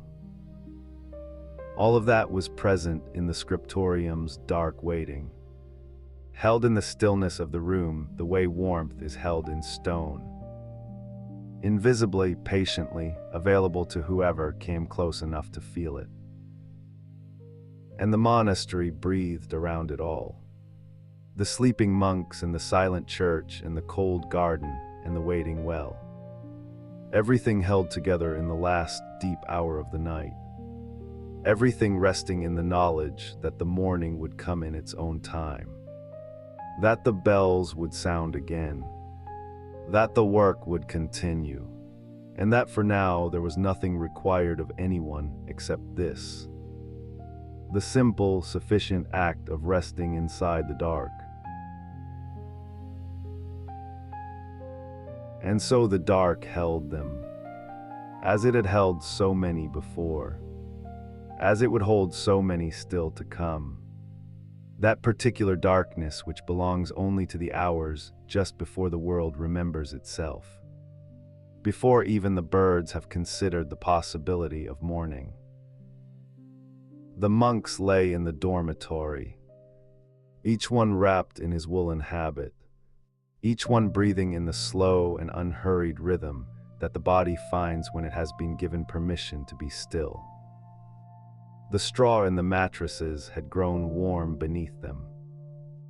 The rough linen of the pillow held the faint smell of beeswax and dried lavender, scents that the lay brothers sometimes tucked into the bedding in the autumn, when the lavender came in from the garden in small dry bundles and was distributed quietly through the house.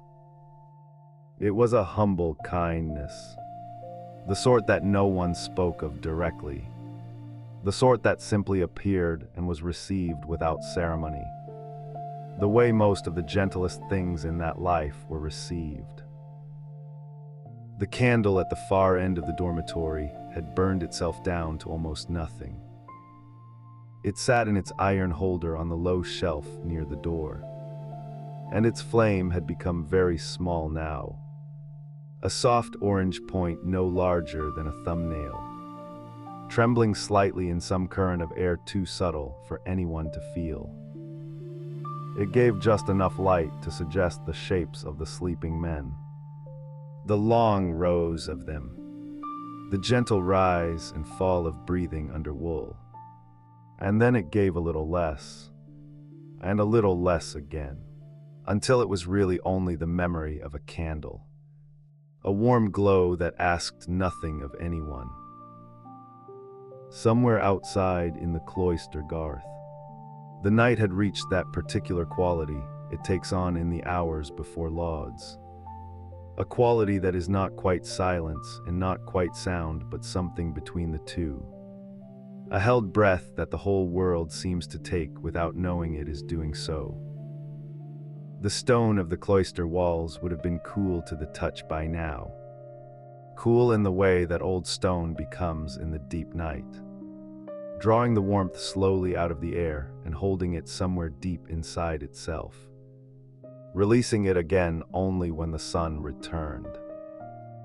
The grass in the center of the garth would have been wet with dew, each blade carrying its small weight of water, and the smell of it, that clean green smell of dew on grass in the dark, would have drifted in through the high, narrow windows of the dormitory on whatever small movement of air the night permitted. Imagine that smell if you can. Grass and stone and cool air, and somewhere underneath it all the faint sweetness of the beeswax candle as it finally, gently went out. The cantor who held responsibility for the night was an older monk, a man who had lived inside this rhythm for so many years that his body had learned to wake before the bell, the way a miller's body learns to wake when the millstone stops. He did not stir dramatically. He simply became aware, in the gradual way of a man long practiced in the art of waking quietly, that the time was drawing near. He lay for a moment in the warmth of his own stillness, feeling the weight of the blanket, hearing the breathing of the men around him. And then he rose without hurry, setting his feet on the cold stone floor with the careful deliberateness of someone who has done this particular thing 1,000 times and found in the repetition not tedium, but a kind of companionship with all the mornings that had come before.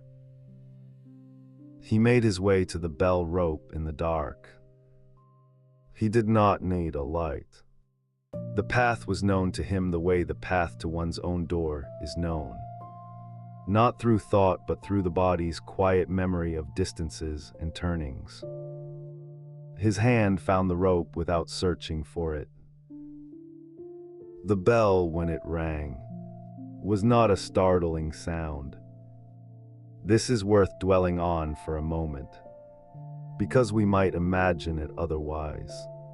Might imagine the bell as an intrusion into the sleeping dark, a sharp edge cutting through something soft.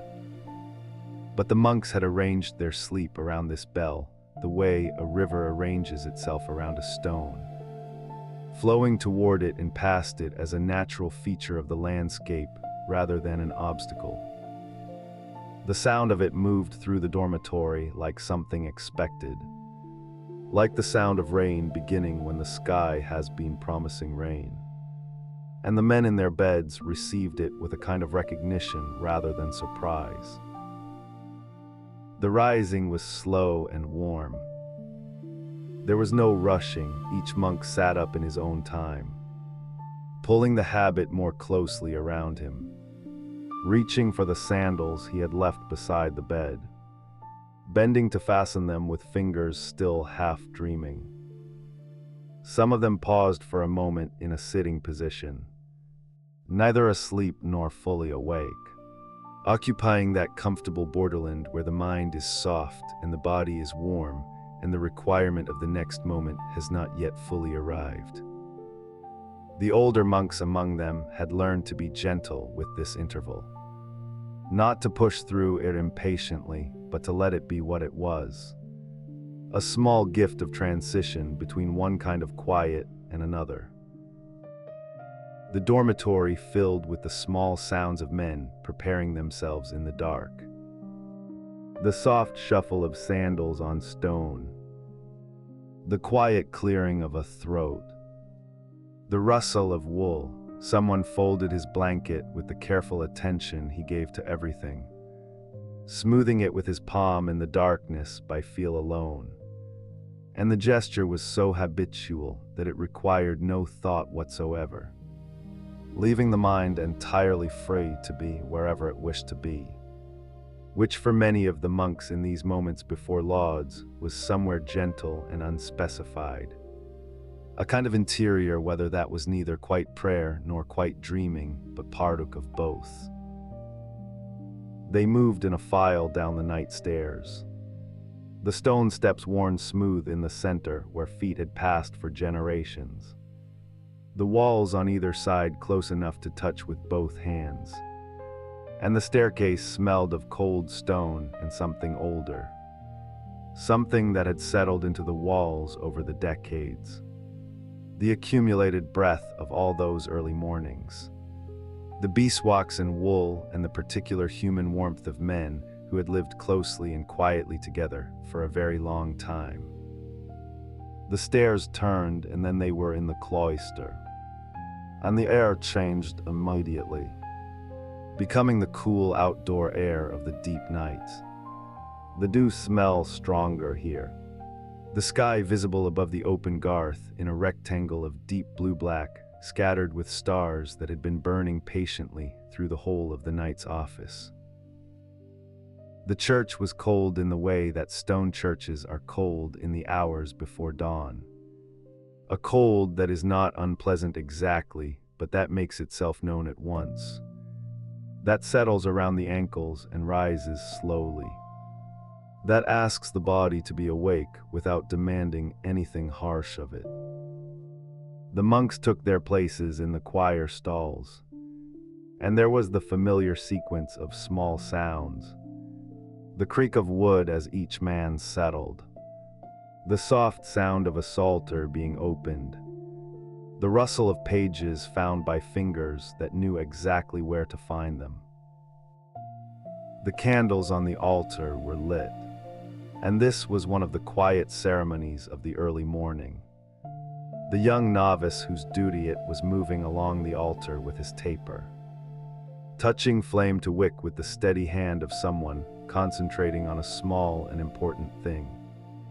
And each candle as it caught added its small portion of warm gold light to the darkness, so that the church filled with light gradually, incrementally, the way a room fills with warmth when a fire is laid and lit.